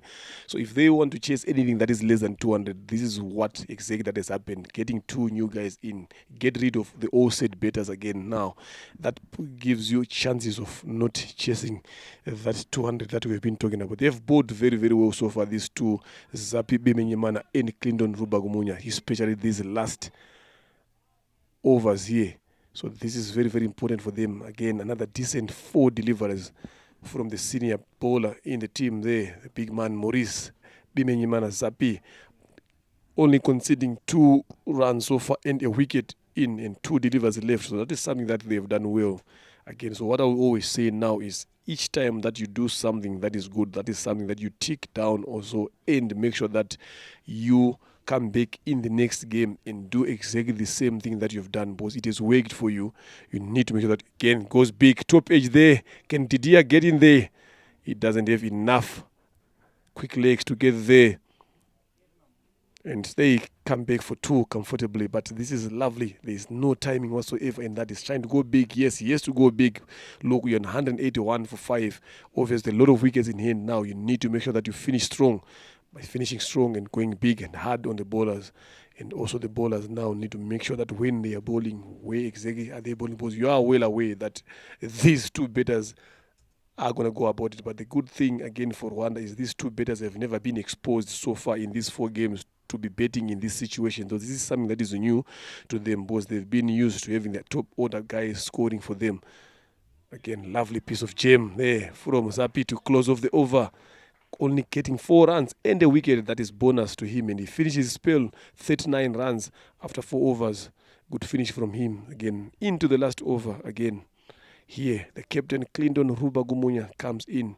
How many runs is Uganda looking forward to get in this over? It is the last over. You've got a lot of wickets in hand. What kind of approach are you going to use here? Brian Masaba, the captain, is well aware of what is lying ahead of him, the assignment that he is on now. Is very, very much aware of that. Kakuru Cyrus, the wicket keeper, we know he can even get boundaries. He can be a good finisher as well. So now, how many runs are they looking forward to get into these last deliveries? Zaid Khan, take us through there.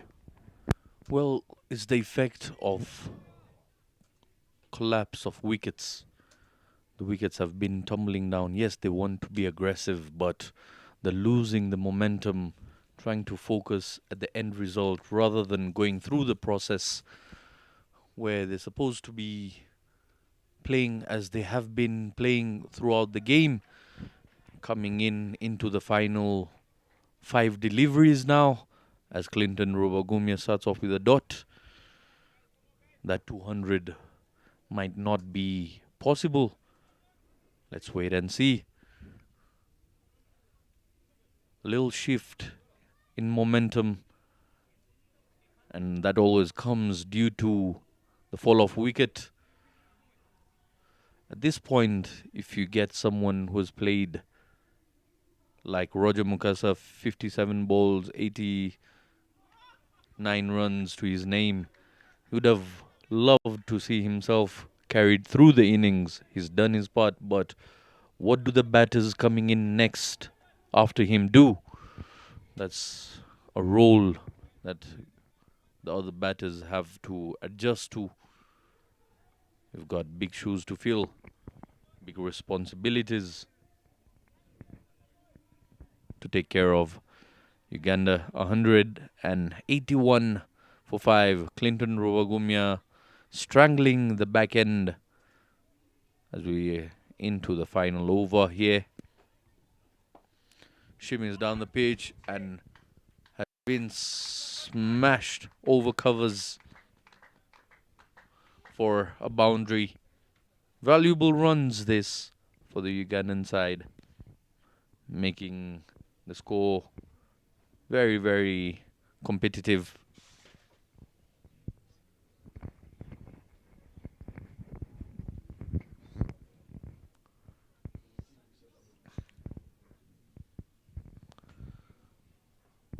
Lovely looking shot that, full of authority by Kakuru Cyrus.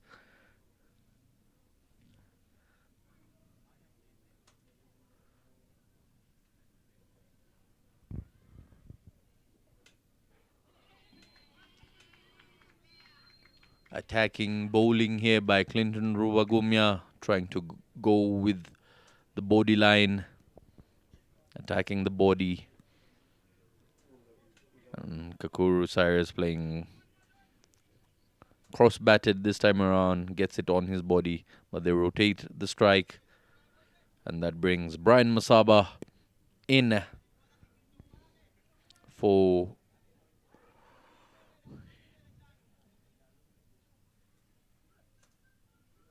balls have been bowled so far.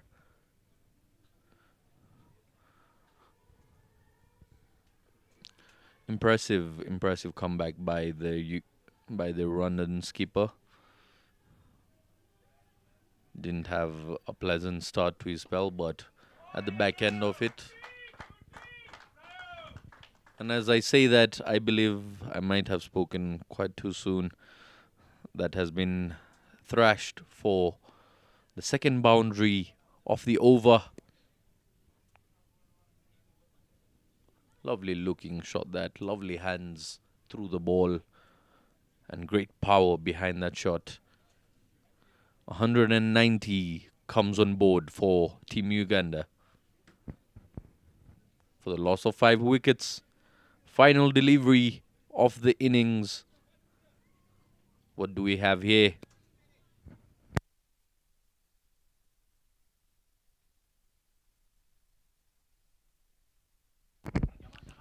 Has been hit in the air. They're running for 2. And they make it home comfortably. 192 runs on board for Team Uganda. Team Rwanda is going to need 193.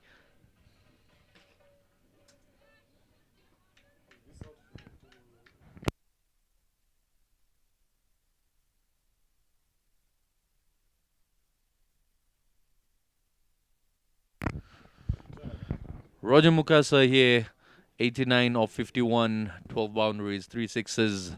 Simon Sisazi, 23 of 16 with 4 boundaries to his name. Ronald Lutaya, 20 of 22, 1 boundary. Alpesh Ramjani, impressive, 32 of 15, 1 boundary, 3 maximum, strike rate of 213. Kenneth Waiswa, bowled by Clinton Rubagumya, 6 of 4, 1 boundary. Brian Masaba not out, 10 of 6 with 1 boundary to his name. Kakuru Cyrus, the wicketkeeper, not out, 6 of 6.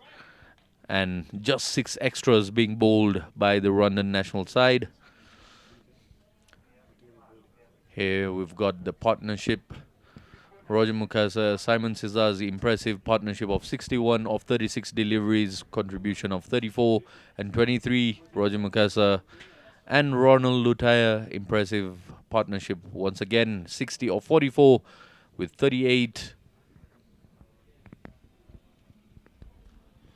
There you go, the Rwandan bowling lineup. Sapi Pimenyiman at the top, 4 overs, 39 runs, 1 wicket. Clinton Rubagumunya, the captain, making those important breakthroughs. 4 overs, again 37 runs, 2 wickets. Emmanuel Sebareme being expensive a bit, 35 runs. Irakoze Kevin, one of the most expensive of the bowlers here, 2 overs, conceding 29 runs, no wicket. Martin Akayezu, very excellent bowling from him here, 4 overs, 19. An economy of 4.7, and Emil 3 overs, 30, excellent, took a wicket. Again, 6 extras being bowled. Very well disciplined here in terms of extras, Rwanda, if you compare the other games. Now 192 runs being put by Uganda. Rwanda needing 193 runs to win here. Stay tuned for the run chase of the second innings.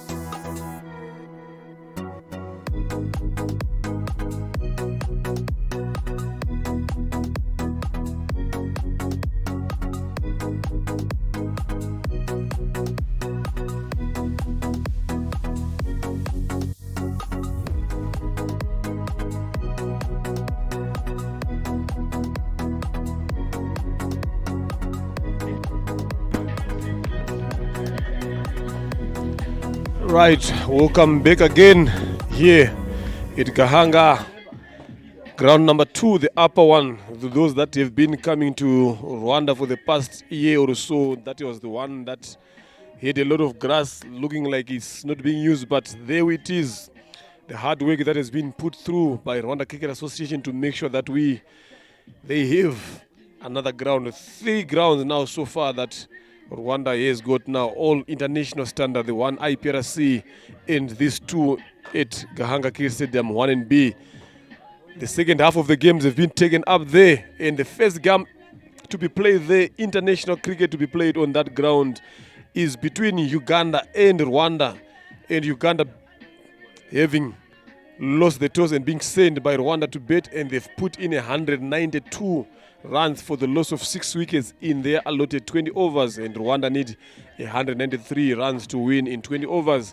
The fielders are in, the officials are in, 2 umpires, Eric Tusavimungu Hirwa and Vicky Prajapati, and the Ugandan fielders all are in, all set to start the second innings. And the 2 openers, as usual for Rwanda, is Eric Dusingizimana and Didier Ndukivimana opening up the proceedings. Lovely to see, as usual, my partners in crime, like they always want to call me, Zaid Khan. 193 runs here in 20 overs. Zaid Khan, very much gettable if you do the right things. So, going and taking us through there, we always talk about the approach. We always talk about intent. Again, especially from the batters, you know that you are chasing 193. Yes. What sort of approach or intent should you go in with when you're chasing such a total? Positivity at all costs. Positivity is the right way to go here. We've seen Uganda, we've seen Rwanda chase down a high total by Tanzania in this very tournament. They were very capable of doing that. And again, partnerships will be much needed and very vital for this run chase to be possible by the Rwandan side. As you see, 192 on board by the Ugandan side. They had lost just 6 wickets. And even the last 2 wickets that went by were in desperate need to get to that high mark of 200, but they'll have to settle for 192, which is a very high score here at Gahanga International Cricket Stadium.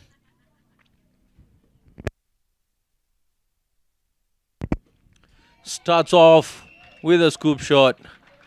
Positivity, like I mentioned, and innovation by the youngster. Scoops him first ball of the game.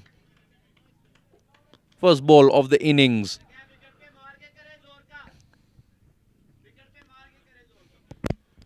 Good innovation showed there of the first ball. And what I'm liking now, especially in this tournament, the freedom that Didier is betting on, something that we have never seen him doing that before for the past years. Now, coming in there now, he's betting with a lot of freedom again, I'm telling you, and this is what has made him one of the most dangerous batters in Rwanda up the order again, having that freedom to play the type of cricket that he wants without limitations.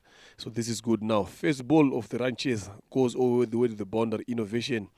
You talked about intent and positivity here now. This is what we have seen so far.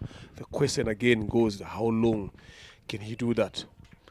Well, definitely they'll have to look forward to playing that way within the power play period. That is where the game might be decided. If you get decent amount of runs. Good effort in the deep there, but it races away. The ball wins the race to the boundary ropes. So 2 boundaries in 2 balls here. That's a wide ball, way wide. David Wabire, the doctor, getting the treatment early on.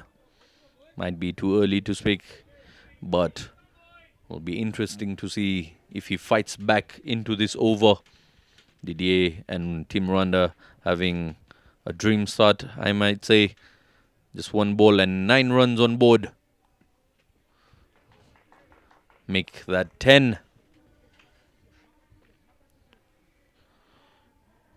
Not settling is David.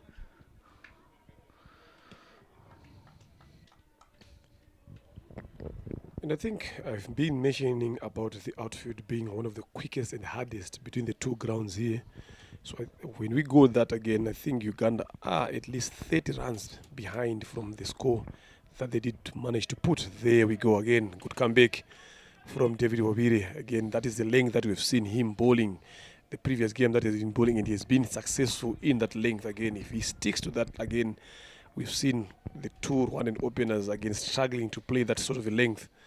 So if he sticks to that now, it's all about the Rwandan batters, Didier and Eric, to come up with different options on how to play such deliveries. We've seen this wicket is offering a bit of some bounce there. So it's all about direction now in terms of the way he's bowling. That should be given as 1 for the over, but I think umpires have seen it the other way. 1 for the over here being given. The signs are clear. But if you can see that again, I think that was a bit too much above head height there. That should have gone as wide, but we can only see that from here. We've got only a lot of chances to watch them, but those 2 gentlemen that are there have got only a few seconds to watch and give decisions. But at least that brings a dot to David Wabire here. And you can see the captain talking to him. Look there. That's a bit too high there, I'm telling you, Zaid. Way above. Definitely high there, Leonard. And again, the fact that, lovely movement this time around by David. A piece of a delivery, I must say. Good movement. And the new cherry swings away from young Didier. Yes, I was talking about how the team chasing has been more successful in terms of chasing down a high total here at Gahanga Cricket Stadium, the new pitch, the new ground. We've seen that from the men's elite we had earlier this year. The team that won that final in the men's elite, Rwanda, was the team batting second. Was a very, very fine competition. But when it comes to national level, this is the game you've come to watch. Very exciting young Sir Didier Nkubimana. Driven, goes straight to the fielder there.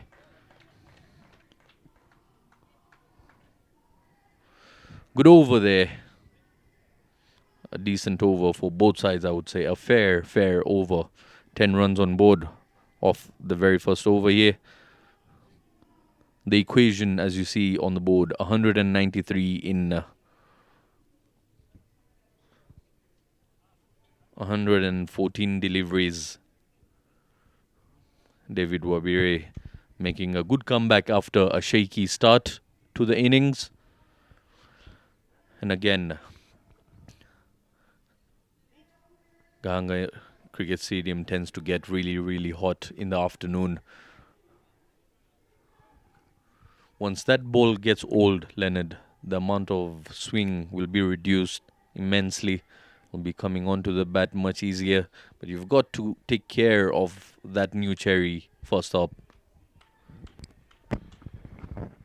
Alpesh Ramjan being introduced from the road end. Yeah. Spin. Early on, Eric goes big over his Ramjan's head. 1 run it is. Yeah, you can talk about swing, but if you look at even all the other 4 games that we've seen here, I've never seen a lot of this ball moving or swinging. So talking about swing, to me, for now, I don't think it's something that you might really want to worry about or expect the ball to be moving, because we've never seen the ball moving whatsoever. The only thing that we've done is cutters and slow balls that are coming in. But in terms of swing, there's not even a hint of swing from the bowlers again. So it's going to be hard again for the bowlers to look for swing. But like what you said, to keep that ball a bit more newer and longer is what should be the job. Yeah, lovely piece of ball there from Alpesh Ramjan. Landry, 193 runs to win here is needed. That's the target. That's lovely shot there, Landry. That's the idea for you now. Very interesting to see how the Rwandan batters are going about the chase. I'll tell you, coach, from the experience in the Elite League, this wicket is a wicket of playing cricketing shots. Don't try so hard. In the morning, we saw Roger Mukasa, 89 off not even more than 50 balls. And that tells you he didn't play any switch hit, just played cricketing shots. Look at that shot Didier has just played, guiding it at point. Anything you touch on the ground here, it turns into gold. So Eric can score so many runs on this wicket and ground. The outfield is just electric. And it keeps getting quicker and quicker as we get into the day here. But again, good tactics from Uganda opening with Alpesh. They know he's damaged Rwanda's batting many times in this tournament. Now to open with him, it sends a message that it is attacking. And talk about attacking, Didier falls to Alpesh Ramjani. Very good attacking field from Uganda. Tempting young Didier to come onto the front foot and play that. There's a sense of worry after those 2 dot balls that he played defensively, and just slight shift in concentration and it catches the outside edge and he's got to leave quietly. 15 runs on board. Rwanda lose their first wicket with 1 delivery left in Alpesh's over.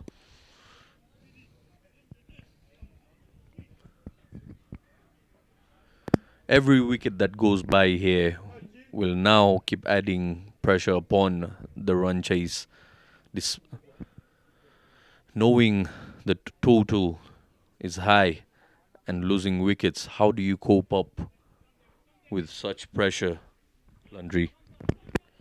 I think there should be a lot of pressure because if you look at it, Rwanda has been finding it hard to get boundaries on the ground like the first ground of Kahanga because it's a big ground. You've got to put a lot of work behind that. You've got to hit the ball.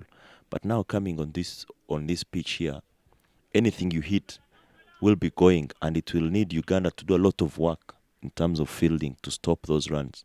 So if they just keep up the scores at 8 runs, 9 runs per over, without taking so much risk, it will be, in cricket, winning is about getting closer. The closer you get, 2 good overs, 3 good overs will give you the win. This is what I was just talking about. Playing cricketing shots. The pitch is true. Nothing of it. That is a perfect shot from Eric to Singizimana. And again, making good use of the field restriction. Like I mentioned earlier, whoever wins this power play will help us know who will take his side to the victory line. Beautiful looking shot there by Eric, just using the zappy pace of Wawire. Swings hard at it this time. Doesn't connect, doesn't get any bat on it. But they've got to make good use of the power play and the field restrictions to start leaking the runs all over the place and making that chase much easier for themselves. Team Rwanda. If you look at how David Wawire has been trying to bowl to Eric, even in the previous game, bowling it slightly in the body line. No ball called by umpire Vicky. And David Wawire will have to repeat that delivery. Overstepping there was the doctor, David Wawire.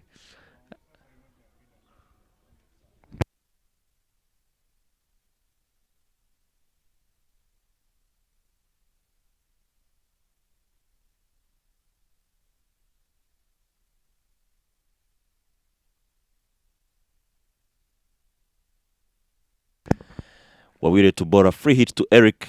Rocks back. He hits that one in the air.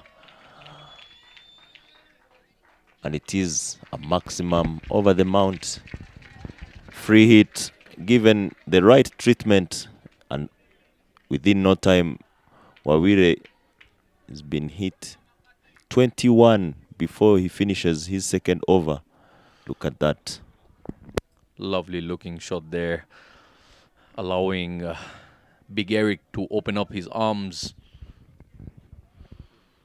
Cross-batted. He knew it's a free hit, taking all the risk.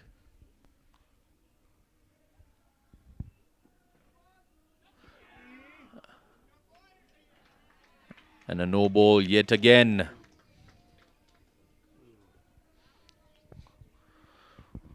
Two no balls back to back.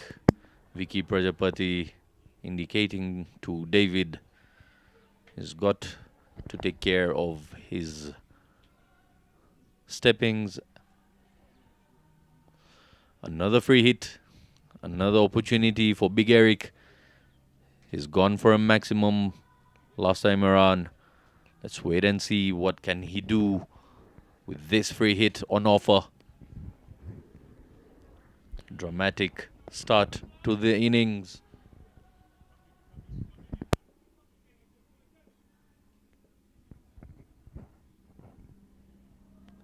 Here he goes, charging in again. Much fuller this time around. And Eric Dusingizimana second guessing a bouncer coming his way. Plays the wrong line. Doesn't get any bat to that full length delivery by David. Lovely comeback from David Wawire. It's never easy bowling a dot ball in T20 off a free hit ball. But as been saying, Eric will need to bat long and getting runs. Just stay in the line of the ball. That is way, way far from the reach of the ball.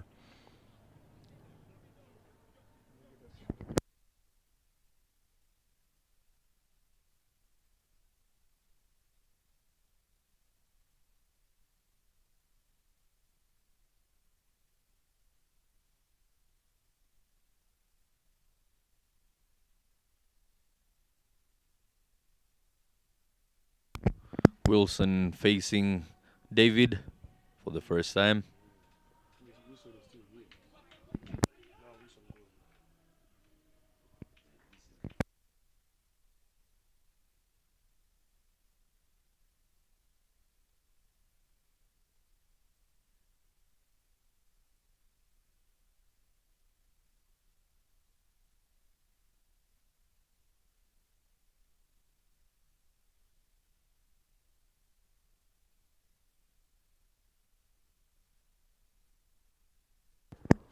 $28 for 1 after 3 overs. Rwanda having lost Didier from the man Alpesh Ramjani, who is continuing to bowl from the road end. 28 runs on board. We're done with 3 overs. And out of 28 runs, David Wawire has given away 22 runs. Expensive over. Economy of 11 he's bowled so far. Lofted drive. Fielder getting underneath it and has been given a life. And he comes back for the double. Given a life there. Not an easy catch running backwards. Eric Dusingizimana survives that one. Alpesh asking big questions to the Rwandan top order. Again, getting the drift with the angle that he bowls with.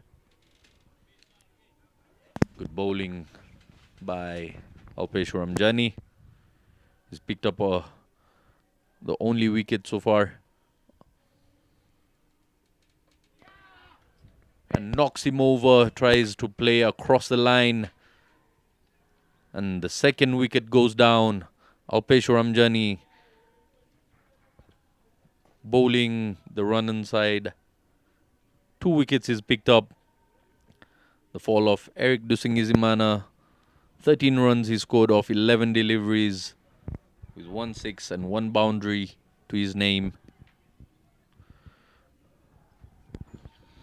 Eric Dusingizimana will have to walk. Look at that. Alpesh, very clever. He's given him 2 balls on the 4th stump. Trying to go across. Then the 3rd one straight. No turn whatsoever. And he picks a wicket. And that brings the leading run scorer for Rwanda, Orkidetu Isenge. Will this be the day when he works hard to see his team get in a position of winning? 30 for 2 with 3 balls to finish the 4th. Orkidetu Isenge in this tournament with only 68 runs. at a strike rate of 101, yet to register a 50 in his 4 innings. Experienced player he is, Orchidee. Both of these batsmen have represented as openers for the Rwanda national side in the past, and now both opening their accounts after Rwanda having lost 2 wickets. Just 30 runs on board. Be interesting to see the sort of approach they have from here on. You cannot be too defensive from here on, knowing the total required. 163 to be precise in 97 balls, 97 legal deliveries.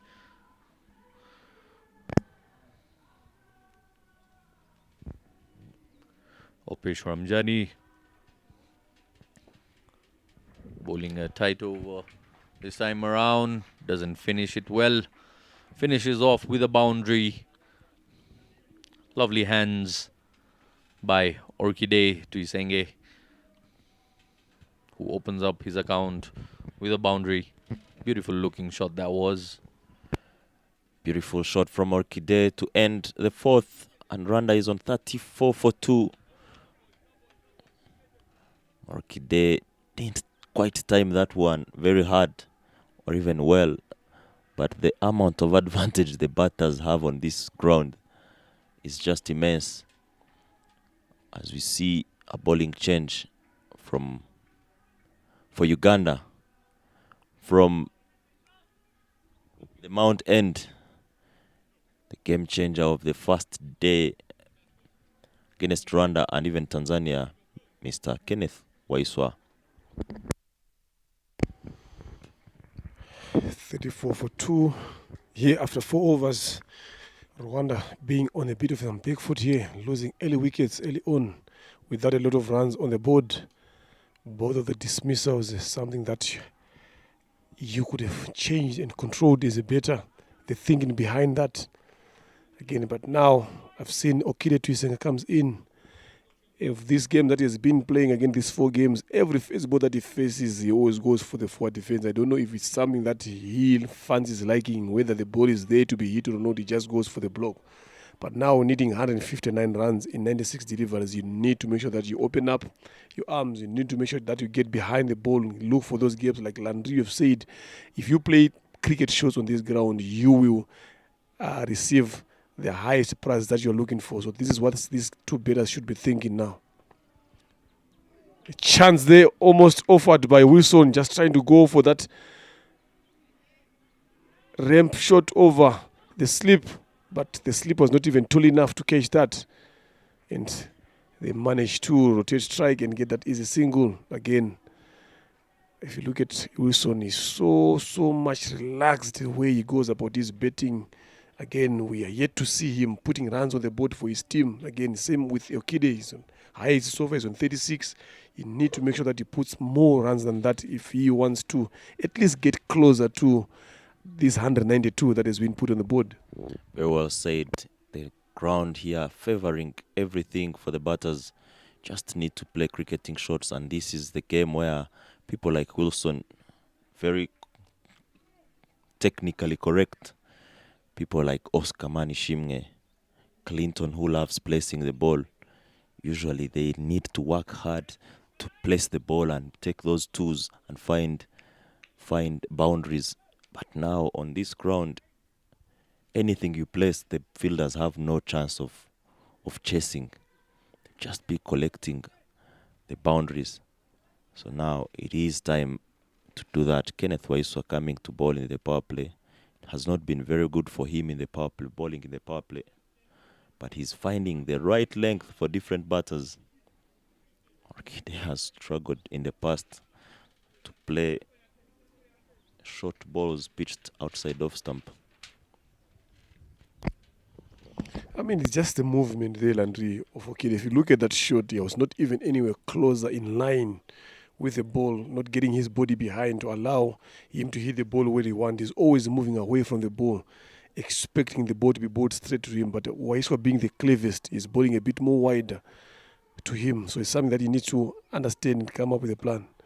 Again, driven down on the ground here, but not even enough power. If he had thrown his hands again on that delivery, Landry, that ball was in the slot. Those are the balls that you don't normally get. So when you get them, throw your hands into them, get some power behind it, you get the 4 that you've been looking for. I think Okide just missed. He's just being too careful there. Yes, you have lost 2 wickets, but if the ball is there for the hitting, you gotta be positive and go for it.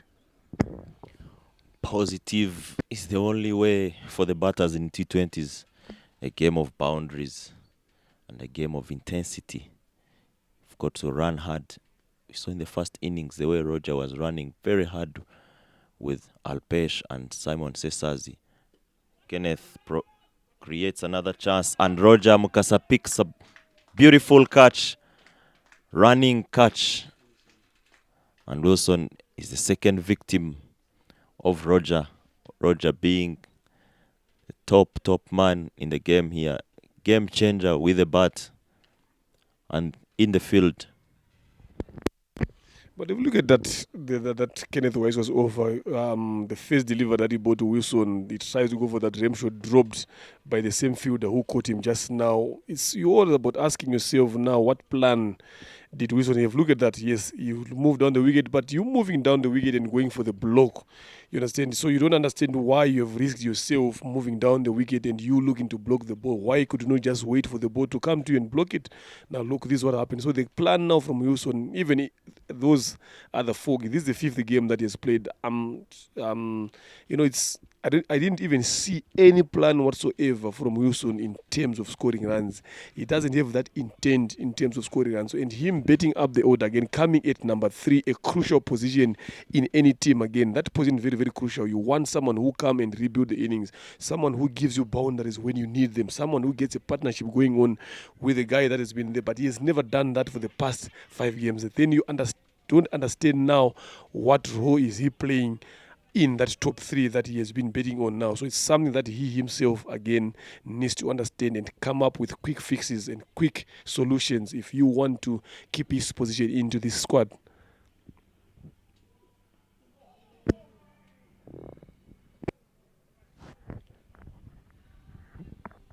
Wide delivery from Kenneth Waiswa. Captain Clinton is the man on strike. Strike rate of 112 in this tournament. Highest runs 40 and 55 runs in total. Comes to bat with 1 more over and 3 balls to finish the power play. He's up and get against Kenneth Waiswa.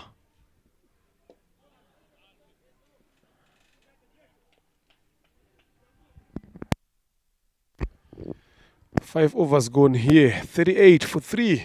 Rwanda it is winning the toss early on and opting to field, and they find themselves chasing 192. Now Waiswa, you've talked, Landry, about him being a game changer. He has done that as well. First over, conceding 4 runs and taking the wicket of Wilson Nyitanga.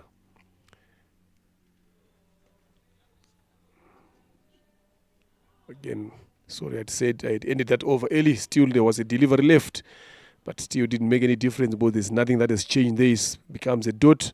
38 for 3 after 5 overs. Again, Waiswa being the one to do the damage against Rwanda. See a lot of fans sitting out there watching the game. The women's national team players, under 19 players. Tanzania also sitting there again in the sheds, watching the proceedings of this game. Rwanda taking on Uganda. Landry, Rwanda needs to come up with a different plan here, a good one. If they want to get closer to 192 runs here, was needing 155 of 90 delivers, Landry, you got to come up with a solid and aggressive plan.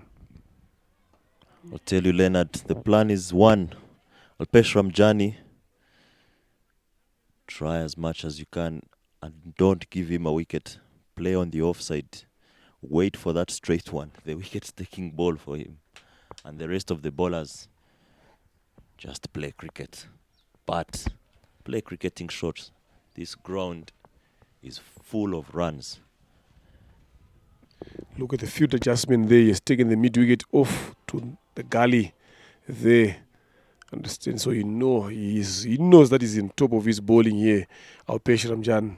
And now he's employing that attacking field placing. Why not when you have taken 3 wickets?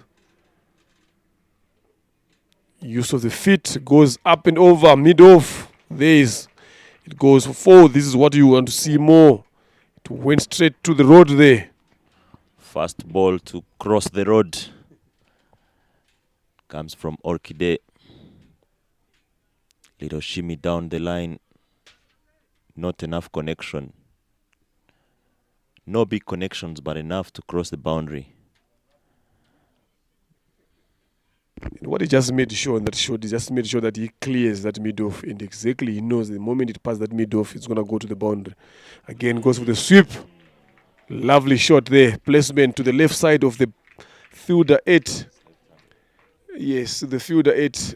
Short fire leg. That is...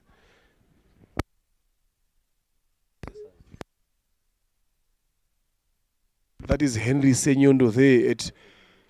Yes, they are brothers. You definitely confuse them. Simon Cesaz is at point, then Henry Senyondo is the one who was at short fire leg there. That went to his left side. Couldn't get enough time to commit for that. And that is lovely to see. Okide, knowing where the gaps are, they have opened a lot of the big gap in front of him again. This time goes for the block. But I just feel like that block, Okide is just showing us that he is able to see the ball. If he just moves a bit late and plays it in that vacant area on mid wicket, I think it can help him easy enough to rotate strike there. This is what I'm talking about. Yes, try to keep on doing that a bit more longer to get off strike. At least he's understanding exactly what is happening there. Good over there for Rwanda, getting 2 boundaries in that over. 46 for the loss of 3 wickets. Power play is done here. Power play is done. I think Orchides has tried to not get out against left-arm spinners since he went to Nairobi for the Continent Cup. He'd been getting out so many times against left-arm spinners. The most wickets every time he's been getting out against Henry Senyondo when they were playing Uganda. And now to be able to come and play Alpesh Ramjani and not give him his wicket is also a plus, and get 8 runs off that over. As you're saying, if he can be able to rotate those 4-dot balls and maybe 3 become singles, he will be getting enough runs. Clinton goes on the pull, bad ball, not given enough treatment, and it is the 4th wicket for Rwanda. Wicket stumbling here for Team Rwanda. The Ugandan bowlers on top of their side, attacking with a short ball. Clinton Rubagumya has to depart without putting up any figures. Orchide is fighting, still out there in the middle. He's got 13 off 11. It was a bad ball going down the leg. Should have left it. Got a feather to it, and the keeper does well. Comfortable catch in the end. And the 4th wicket.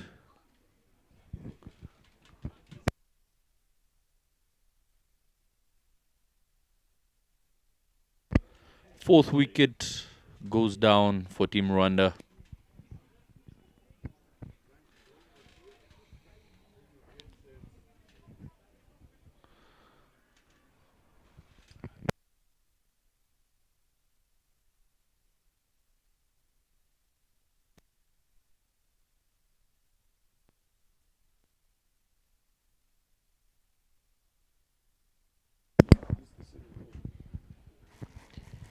We're into the 7th over. Wicket off the first ball.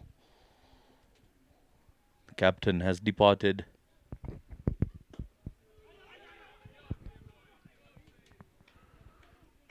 Defensively played there.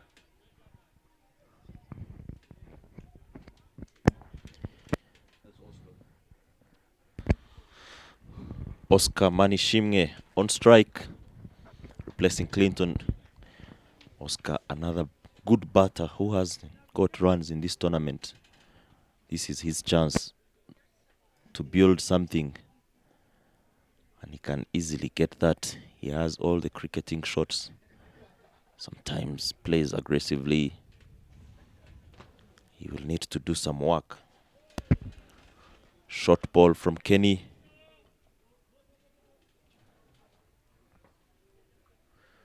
Well, to chase down this total, they'll need to pull out all the tricks out of the bag.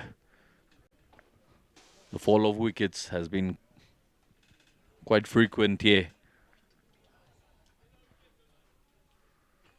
They need to work out a partnership, cut down the amount of wickets they've been throwing away, and pick up those necessary singles and doubles to keep the scoreboard ticking.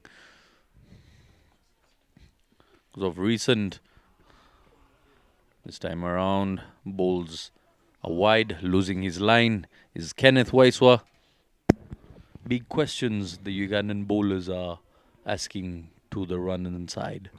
I think Kenneth has bowled now 3 extras in the same fashion, bowling behind the batter, wide balls. The plan is simple here. It's obvious Uganda are willing to take wicket after wicket against the Rwandan batters, and he's bowling full, trying to bowl that Yorker. And the captain falling to that plot itself, should have left it, ended up getting a feather by the slightest of edges, and a comfortable catch in the end by the keeper. Again, very, very similar. Another wide. In the process of seeking wickets here, Team Uganda gifting away extras, something Team Rwanda didn't do. They gave away just 6 extras in this game. Rwandan bowlers came back very strongly, bowling in the last overs, and now it's time for the middle order batting crew to do something for the team. They've been getting a fantastic starts from the legend Eric Tusingizimana and Didier Ndikubwimana. It's time now for the middle order to bat. Orchidea possesses the skills to play long, but that is... Oscar throws everything at it, not enough connection, and it's just a single. Knowing Oscar amongst the quickest, if not the quickest, batsman for the Rwandan side between wickets, he loves picking up doubles. And Orchidea's wicket will be the prize wicket from here on for Team Uganda. They will be targeting him as he is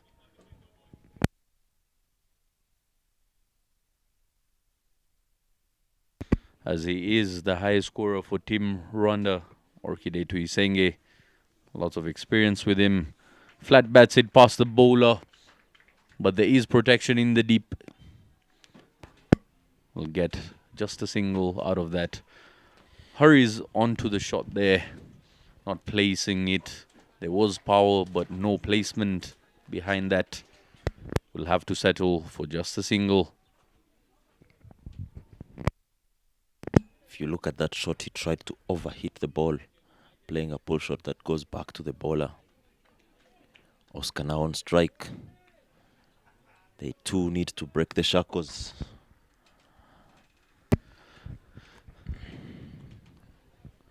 We earlier talked about dealing with pressure here, and yes, it is a high score. Played on to the leg side by Oscar, and they pick up 2 runs comfortably. They'll have to pick up those big boundaries as well. If the singles and doubles don't keep it ticking, they'll have to take a calculative risk. The approach is much, much needed for the game to progress. Very well said. Rwanda crosses 50 in the 7th over. Uganda was on 59 in the power play for the loss of 1. Simon Sesazi playing a switch shot That is it. 52 for 4 after 7. And there's a new man into the attack. From the road end, Siraj Nsubuga. Siraj Nsubuga, a very, very animated character. Loves bowling here at Gahanga. Has played domestic cricket plenty of times for his club Challengers. Has now been given national duties and is more than proud. Always posting about his performances, his teammates, very much into it. Good fighter he is. And speaking of intent, he's amongst those players I rate highly when it comes to intent. The execution, though, might be questionable, but never the intent.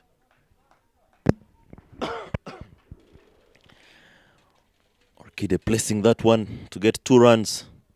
We'll need to put some power behind it. And precision. It won't take so long to reach the boundary. Siraji bowls another straight one. Drive straight. It's kept to a single. Oscar to take the strike.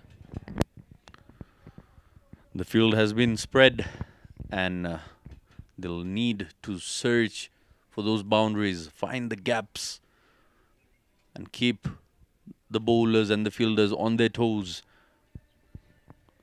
as the singles and doubles keep leaking the score.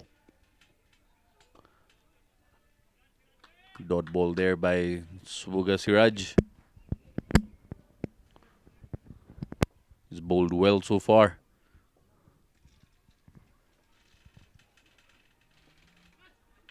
And again, taking the risk. Well swept there by Oscar. Lovely looking shot, got a boundary off it. This is exactly what I was talking about earlier on, Laundry. Good execution of the sweep. Not connected properly. But this is what we've been talking about. Anything you play on the ground, it goes. Just keep trying and playing on the ground. There's nothing special. 2 boundaries in an over. And a few singles. Oscar guilty. Trying to run a quick one. And Brian Masawa not able to collect that quickly. 59 for 4 after 7.5. The score is not very bad for the Rwandan batting, but the wickets and keeping up. He gets down on one leg again, and that is easy decision for Eric Hirgwa.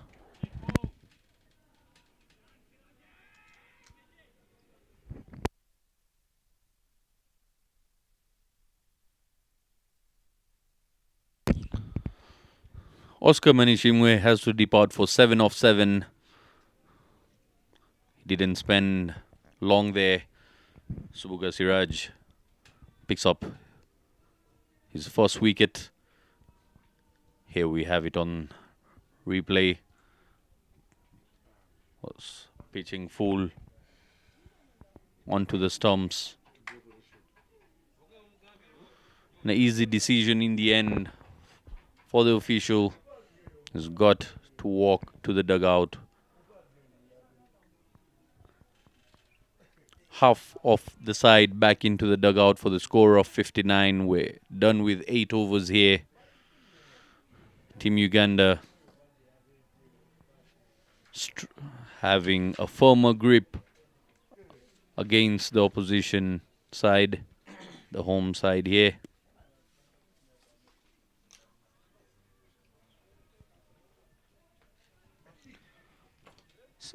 Earlier on, we were talking about execution,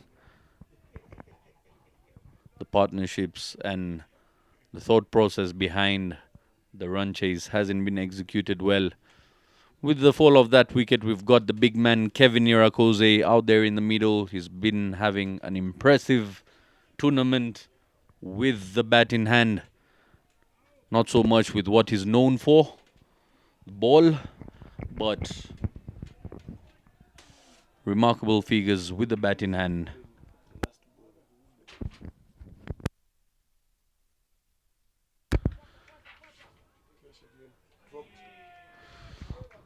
Orchide Tuisenge given a life there in the deep. He was in the air for a fair amount of time and has been dropped.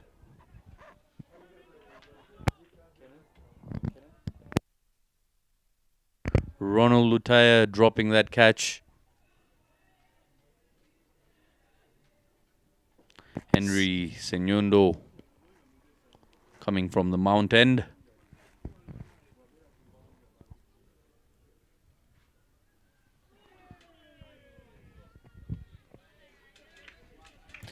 Swing and a miss. Big swing and a miss from Kevin Irakoze. Nowhere close to the ball. This is a left-arm bowler bowling. You should not be trying to go away from the ball because it is going away from you as a right-hand batter.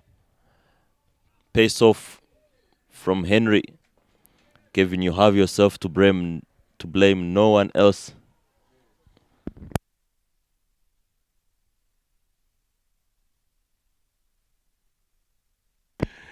I mean, being a big hitter and you've got power, but if you want to be a big hitter and use power without time, there we go. I want to say power without timing can be used, and he launched a massive one. I think this is the biggest so far we have seen in this game from Kevin Irakoze. If he manages to wait for those kind of deliveries, I tell you, he can hit them wherever he wants. Landry, you talked about playing cricket shots. That's a cricket shot. If you compare the previous balls, you're trying to go across the line, getting quicker to the ball. Just wait for the ball, stand and deliver. He can hit it wherever he wants, especially against these spinners. Lovely hit from Irakoze, Kevin. That has been struck over the mount, Leonard. Big boy doing big boy things there. Connecting. Massive shot there.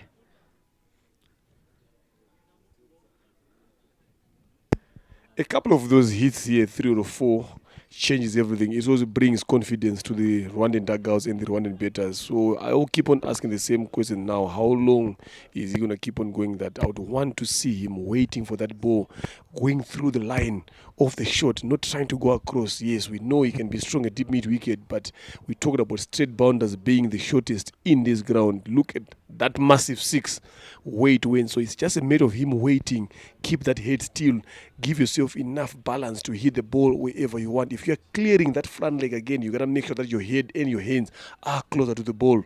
Then you can hit it wherever you want. Very well said. It's just a question of maturity. Kevin has to be mature enough to be patient and wait for the right time to get a few more of those and get his side back into the competition. Because looking at the batting lineup, I believe Orchide Tuisenge and Kevin Irakoze, this partnership can be a bit of a challenge for the Ugandan side if they get themselves in well.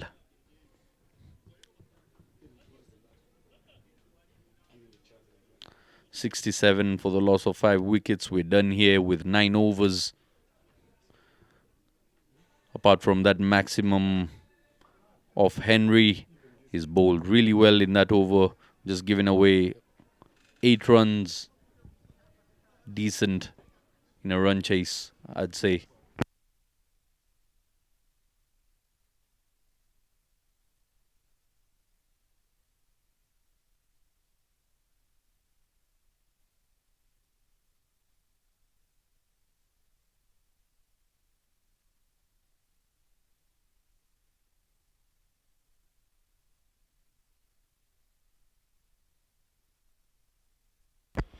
Check where that front leg is. Like just closer to that leg side wide line, which means he's in a position where he can not be hitting that ball. But if he moves across to the off stump there, again, top edge, that should be 4 there. This outfield is quick.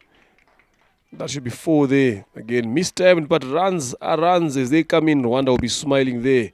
And Subuga Siraj being unfortunate there. But if Kevin can be the one that wait for that ball, who just moves in line with the off stump, or just across the off stump, I'm telling you, with the amount of power that he possesses, he can hit that ball out of this ground willy-nilly. But now he's always looking to go to that deep mid-wicket region there. You need to play more vertical again in front of him. I'm telling you, if he plays and manage to use that method, I'm telling you, he can be a dangerous batter to watch in the near future.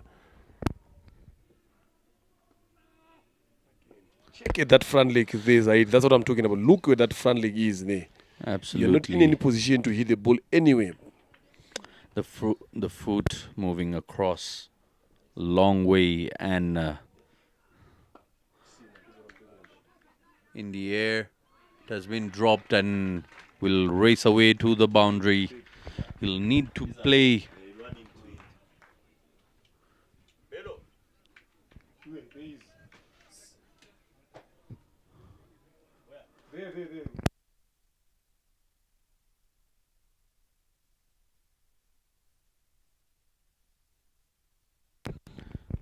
Interesting competition. We've got a dot ball, a boundary, a dot ball, and another boundary by Siraj and Subuga.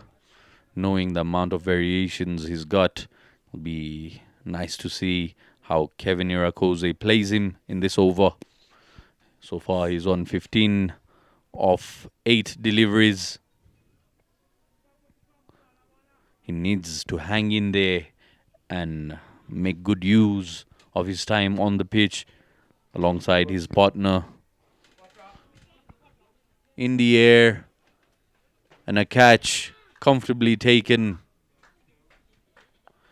Kevin Irakoze has to leave, just as I was talking about. Lack of maturity there. He's got all the muscle power, but couldn't adjust to that. And in the position the team is with the run chase,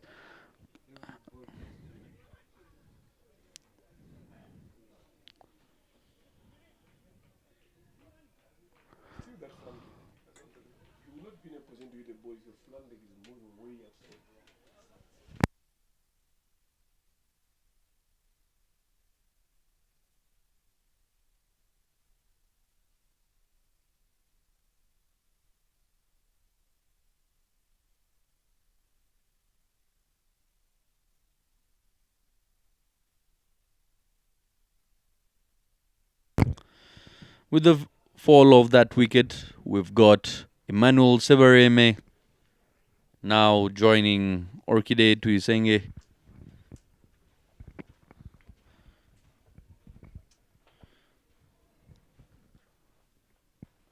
What must be going through Emmanuel Severeme's mind at the moment when his team requires 11 per over and they're moving at a current run rate of 7.63. Rwanda 75 for the loss of 6 wickets. Final delivery of the 10th over now. Reverse sweep for a 4.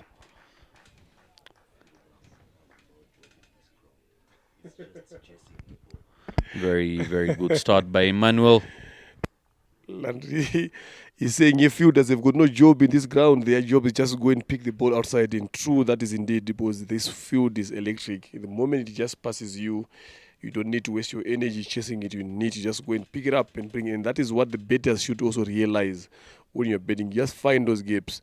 Once you get those gaps, that ball is going to race away to the boundary. So Okide here and Emmanuel, their job that they just need to do, you've got 60 deliveries left. They just need to see themselves off 60 deliveries. 114 of 60 deliveries can be very much pickable if you do the right things here. Stay with the positive intent. Get that plan of having 1 or 2 bounders in and over and rotate in between.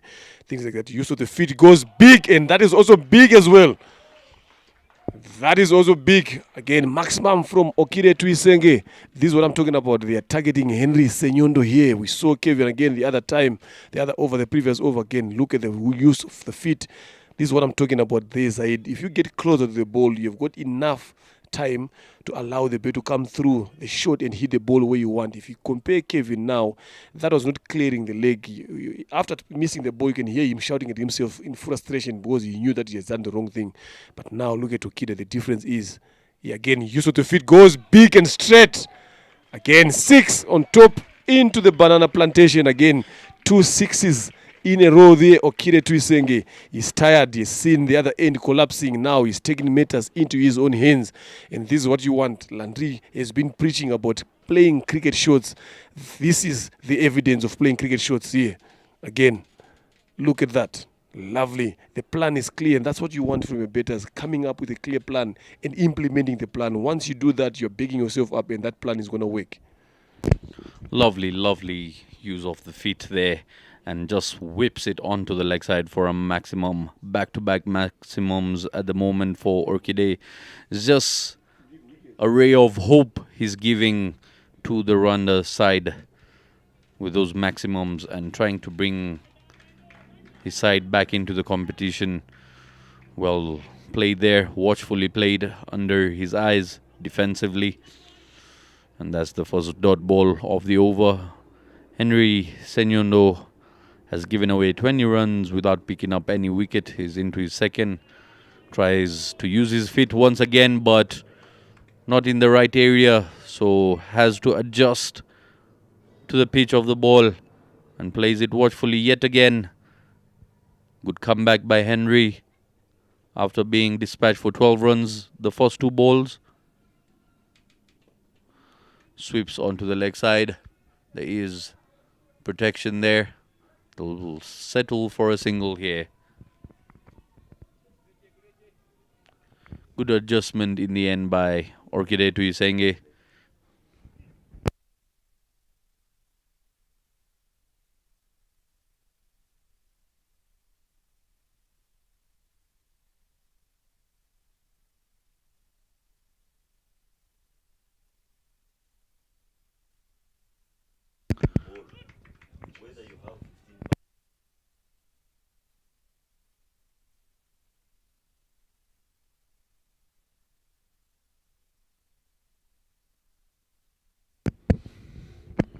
Even 11 overs gone here. 93 for the loss of 6 wickets. 100 needed in 54 deliveries.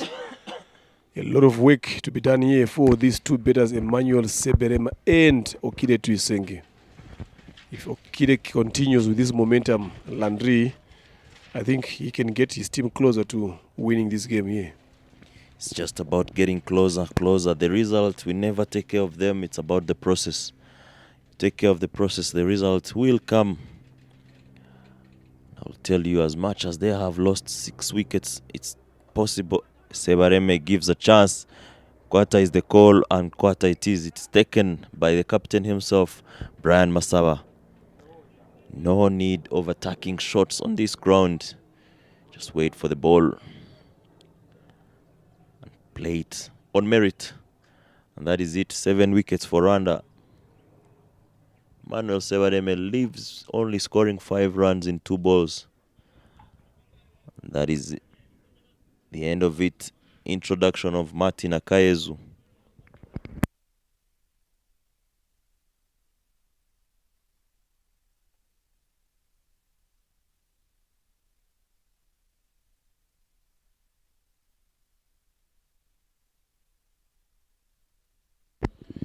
A quiet crowd here. Good number of people watching, but they are now quiet. Why? Because 93 for 7 for surely. That is way, way big trouble. There comes in Akayezu Martin, joining Okida, who's currently on 31 after 21 deliveries. I think Sebareme just failed to do the easiest job there, just to support Okida Tuisenge, who has been looking to be in good touch there. That's what he just needed to do. There's a lot of time here, I'm telling you, in terms of this game, but that thinking now is not what we are seeing from the Rwanda bid. Every time they play Uganda, passing 100 and 110 becomes a miracle. I'm telling you. So we need to make sure that we break that jinx. Martin Akayezu, highest of 22 of 4 matches. We know he can strike the ball again hard and far. But today he has come in when his team needs him to be there for longer. 99 runs to win here. Okida uses of the feet again. to Nsubuga Siraj, and he goes for that block. Dot ball considered. Every dot ball that is considered here, Landry Zaid is taking the required run rate up. Goes for the sweep. This one is into the gap. Lovely. And these are cricket shots. You can see even Landry smiling here saying, love, this is what I've been saying all day long. Play proper cricket shots. Look for the gaps. You will get the run that you need. There is evidence, Landry. It's going to be very interesting to see the game in the afternoon. Tanzania versus Uganda. This ground, I'm telling you, you might see a team here being clobbered 230, 240. Siraj to continue to Orchide. Banks it short. Outside edge. And make it that 4 more runs.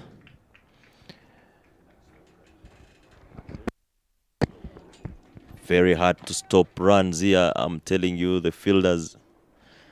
Seeing here on my left, Kenneth Waiswa practicing the right things. He's starting 3 meters away from the rope. Just coming in when they are going to bat at the right moment. Because everything is against fielders here. Rwanda reaches 102 in 12th over. A milestone against Uganda. They have never been able to score 100 runs inside 12 overs. But the wicket column is a problem. 7 wickets gone already. Orchide continues to make it look a bit easier. He will need to partner with Martin Emil and Zappi to see how close they can get this. 12 overs done here, 103 for the loss of 7 wickets. And if I'm Okide now, he's on 40 runs here now. This is the chance that I can be a bit more selfish now, take the matters into my own hands, face a lot of balls here, bet for myself for the next 5 overs. If I'm Okide now, I'm telling you, sometimes you need to take that selfish route when you're betting. Yes, we talk about playing for the team, but when the team is in this position and when you're in that particular position yourself as a bettor, you need to make sure that you take that selfish approach, be the one in the next 5 overs, take control, get past your 50, then from there you change the gear from there, and allows also Martin to see you applying yourself so that he copy from that, because he has lost a lot of wickets on the other end watching them. And the sad part about Rwanda's wickets, a lot of them is falling off the last ball of the over. So calculative cricket there is not there. They are not thinking, they are not calculating, they are not counting balls again. Counting is a problem. Uganda's intentions, very good job done by the coaching staff. Look who is coming to bowl. I'll play Sharam Jani. Of the 7, he's picked 3. And this is going to be a very important over. If he doesn't get a wicket, then he's off. But if he does get a wicket, the plan would have worked for Uganda. Very good captaincy from Brian. Talk about wickets. He gets the big one. Orchide takes a walk. And the plan works for Uganda. The 8th wicket down, and that is none other than Tuisenge Orchide. 40 in 26. You know, each time that we talk about something, that we talk about what approach the bettor is supposed to use, then they go on and do the opposite. Yeah, I've talked about if it was me Okide on 40 now, I'll be a bit selfish here. I'm not get worried about the team now for the next 3 to 5 overs here. I'll get worried about myself. Get myself a 50. Once I get myself a 50 here, then from there I start to change now. You understand? Things like that. So those are just simple mathematics as a bettor. That's the simple thinking that you should just have here. You've gotten yourself in a good position. Not a lot of times you get yourself in this position playing against a quality bowling or like Uganda. Yeah. So once you get there now, you've got a lot of time. 60 deliveries that you're going to be facing, and you only need 10 runs to get your 50. Then you change your approach from there. But so it's that thinking that the bettors here from Rwanda have lagged from over number 1 all the way to where they are, or from wicket number 1 to wicket number 8. It's that thinking. It's not like that the skill is not there. The skill is definitely there, but that thinking now on how to go about situation, how to handle them, that is what has been lacking to the batters. We are sitting here talking about those things, but we don't even know the plan that has come from the dugout. We understand they've got a different plan. Maybe they've just come in there wanting to go for every ball that is being bowled in their way, but I don't think that can be the coach or the captain's plan there. Wide signal there from Vicky Prajapati or Pesha Ramjan has taken 3 wickets so far, conceding 20 runs. Landry. That is the go-to shot for you, Emil Richiriza. Alpesh Ramjani has been the Senyondo Henry of the previous tournaments Rwanda played Uganda.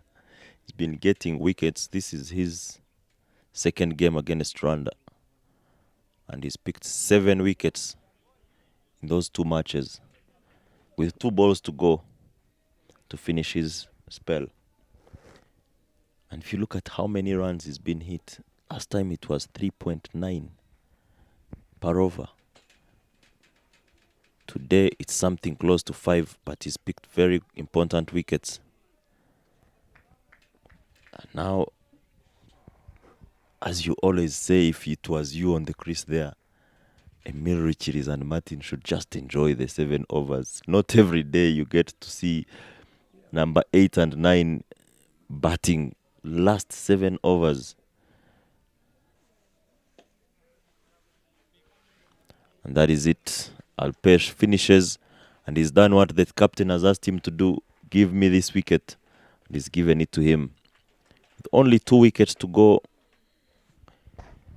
the mathematics, everything against Rwanda. But these two have time to enjoy 7 good overs of batting. Hopefully it's not you thinking about enjoying there. 104 for 8. Here 13 overs gone. 89 of 42 deliveries.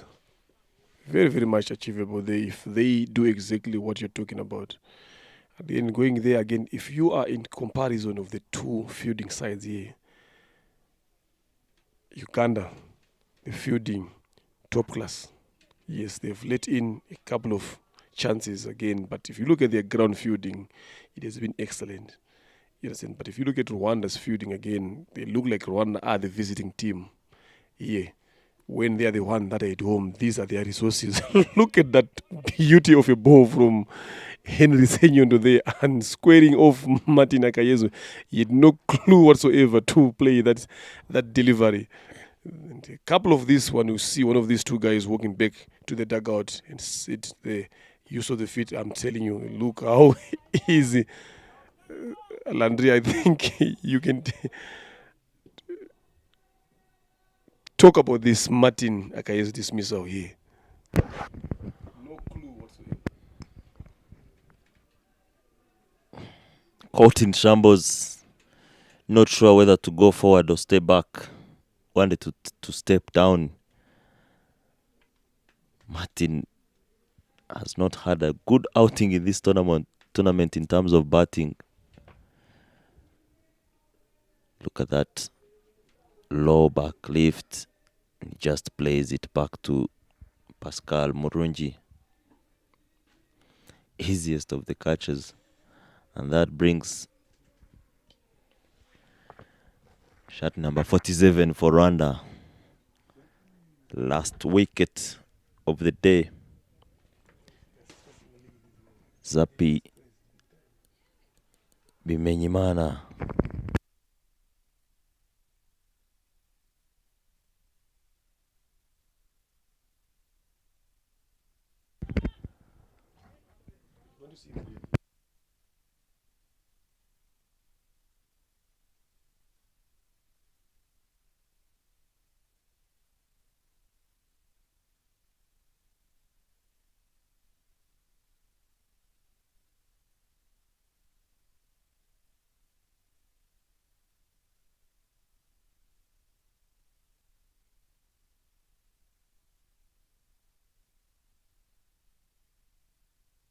I think this time around is just a matter of playing for your statistics here. I'm telling you, if Emil and Zabibi Menyimana, look at your best. How many runs do you have as your best? Get it over that. Get a new career best in with the bet. I'm telling you, that will build your confidence. But a couple of juggles there from the big men at sleep, wanting to see more of Zabibi Menyimana betting here. I think this could have been the end of this game. Yeah, I'm telling you. Let's hope they will not live to regret. 14 overs gone here, 106 for the loss of 9 wickets. The current run rate is 7.57 and it is 87 runs needed in 36 balls.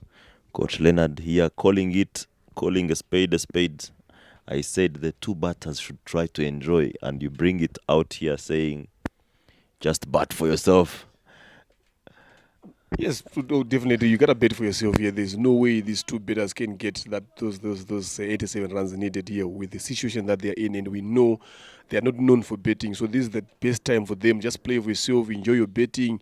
If your best is 10, just make sure that you get your 17, your 18, things like that. How you start improving. Then later on during the years, you turn yourself into an all-rounder. We're talking about quality bowling here. Use of the feet, but he has got different mindset. That is game done here. Rukiriza wanting to finish this game alone, wanting to get those 87 runs alone. And that is it. Ladies and gentlemen, here Rwanda losing this game. But I am massive. Look at that shot there. Went across the line again. Use of the feet. Brian Masaba, the captain, bring himself. And it does the job. Uganda winning this game by 86 runs. Yeah. The win margin keeps growing from 20 to 40 to 80. That is 2 times.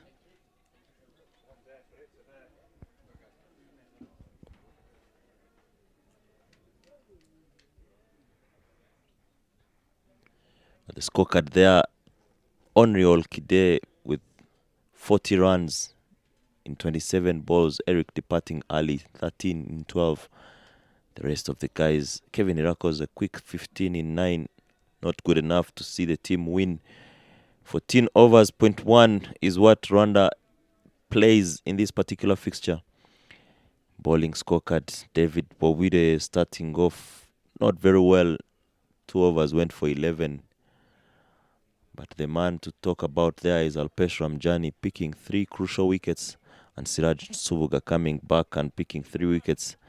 Uganda, in the course of trying to get wickets, a bit expensive with 14 extras, but they will take that any day. 106 for 10 is where Rwanda ends. Talk about partnerships. Roger Mukasa, top batter for today for Uganda. Alpesh Ramjani, 32 in 15. Very good. And Simon Sesasi, 23 in 16. Clinton and Zappi doing a fantastic job bowling at the death. Both of them picking 2 wickets. Clinton, Zappi, Menyimana picking 1. And Sebareme a bit expensive. 1 wicket for 35 and 3. That is over 10 runs per over. Alpesh Ramjani, 3 wickets for 20 in 4 overs. Siraj Subuga, 3 for 29 in 3. And Kenneth Waiswa, 2 for 10 in his 2 overs. Uganda win by 86 runs in the Dafabet East Africa T20 Trophy 2023. Match day 4, match number 7. Don't go away from your screens.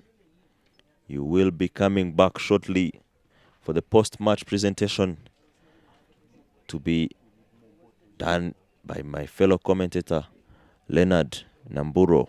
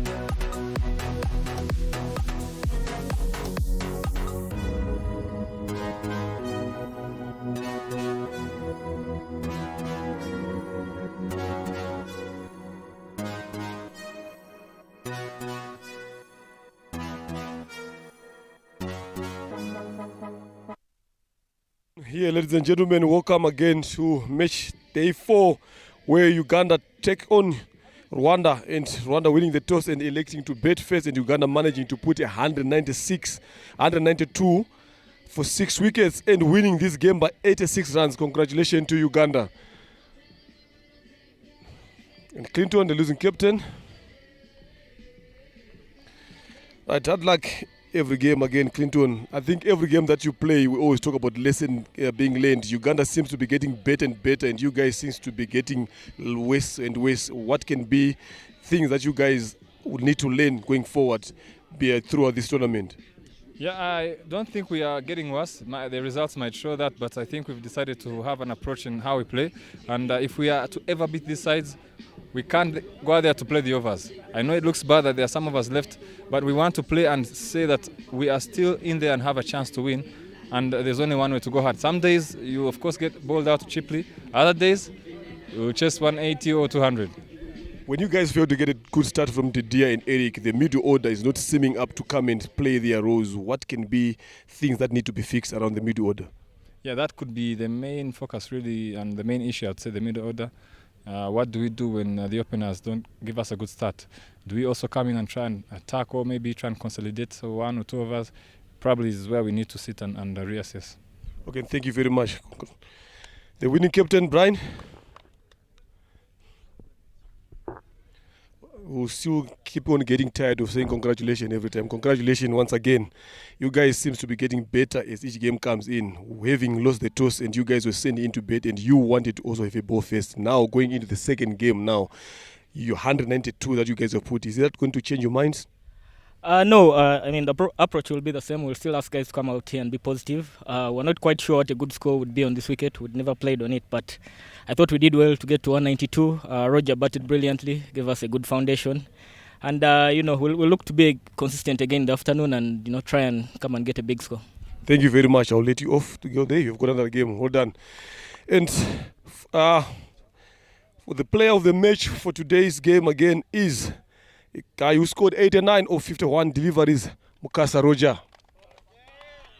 And to present the award is the former president of Rwanda Cricket Association, Mr. Charles Haba.